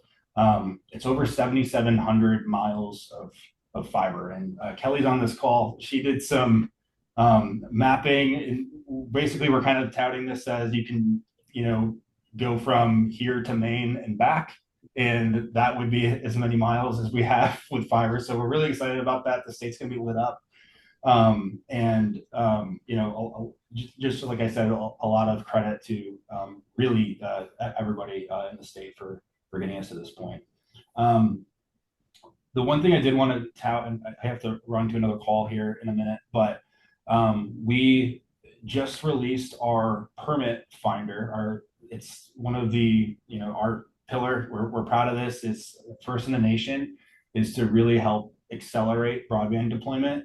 We want to make sure that we're making due on our promise to get every household connected as soon as we possibly can. So we've done interviews with internet service providers, counties, state agencies over the last 1.5 years to hear what the concerns are with broadband deployment as anticipation for BEAD. And if you had a word bubble cloud, I think that the biggest thing that popped up was coordination and communication. So this tool really provides as much data as we possibly could gather up front to help accelerate broadband deployment. So providers can now go to this map, whether you're a BEAD subgrantee or not. This is for everybody, where you can, if you design a project or build out certain boundaries, customize your own project area, you'll be able to see what type of permit you need and who you would need it from, whether it's a federal, state, or county level permitting jurisdiction. So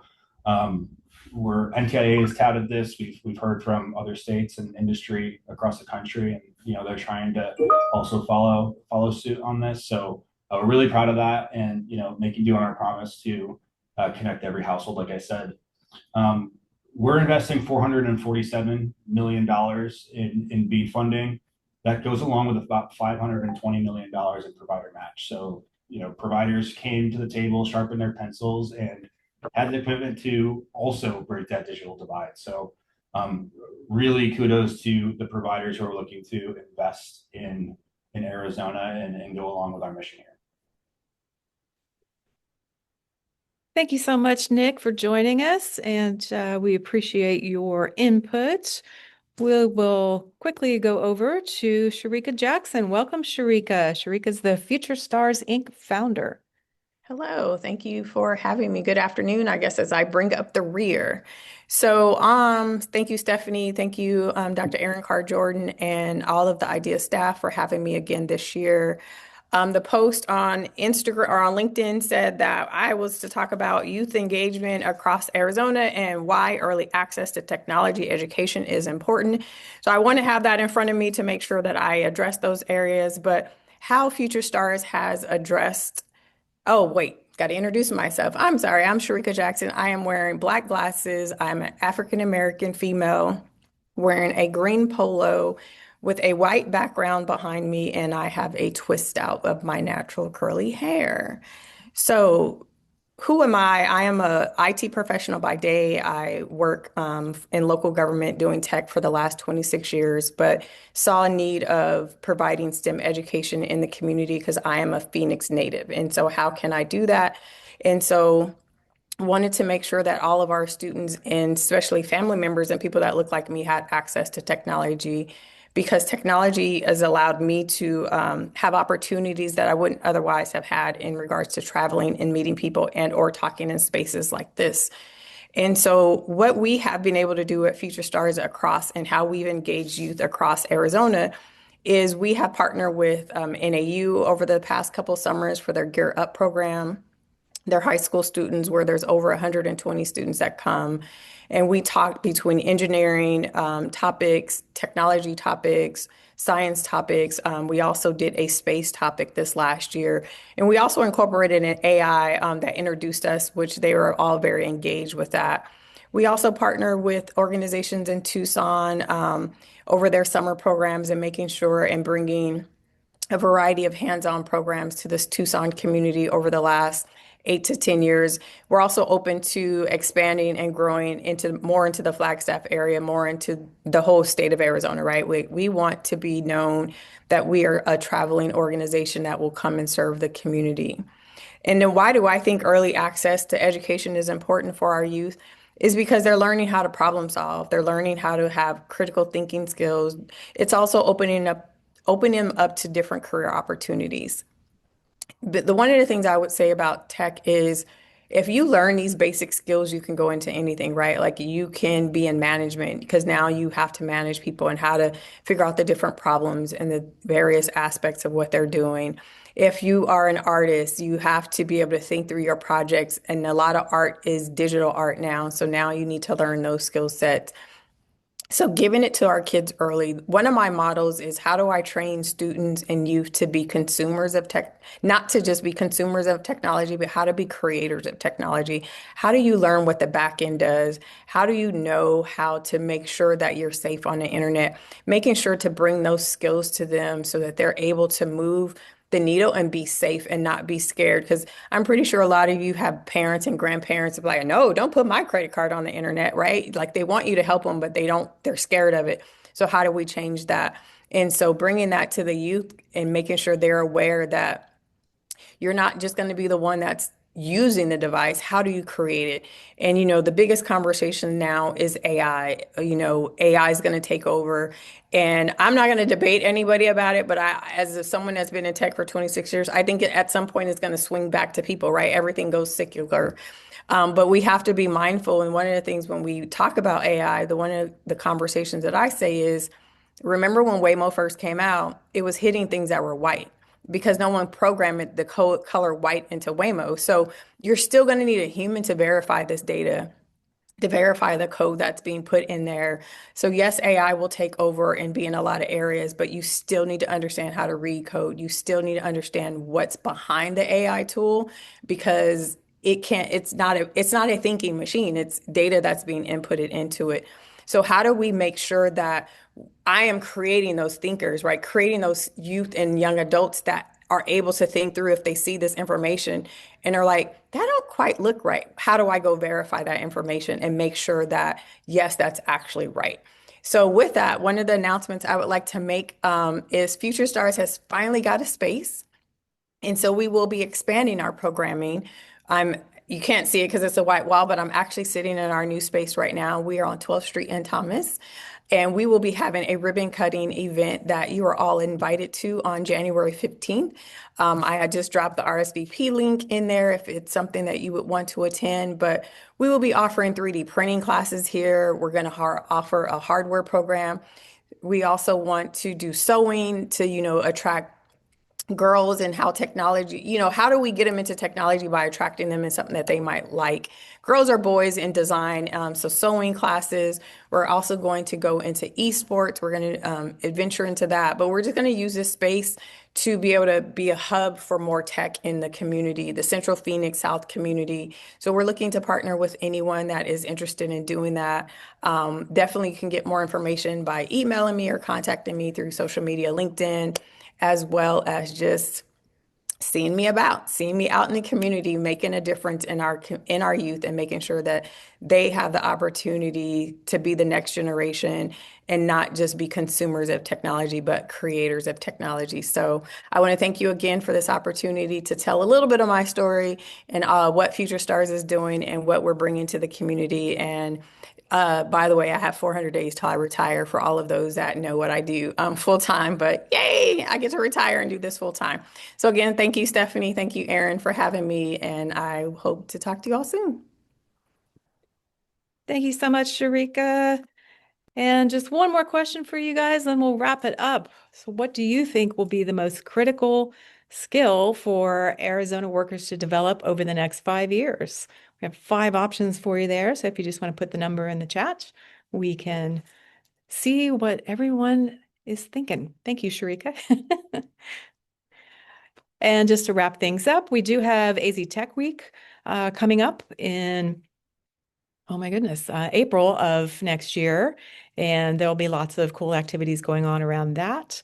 So keep your ear to the ground. And just a final quick thank you to everyone here for taking the time to stick with us and listen to all the presentations and give your feedback on the chat. And we appreciate that you have taken the time to do that, and welcome you to either or both. Email us at hello@theidea.org and follow us on LinkedIn. We are the IDEA on LinkedIn. So please check it out and give us a follow. And I look forward to seeing you all in the new year. Thanks, everybody, so much. Take care. Great job. We're so grateful for all of you. It was amazing.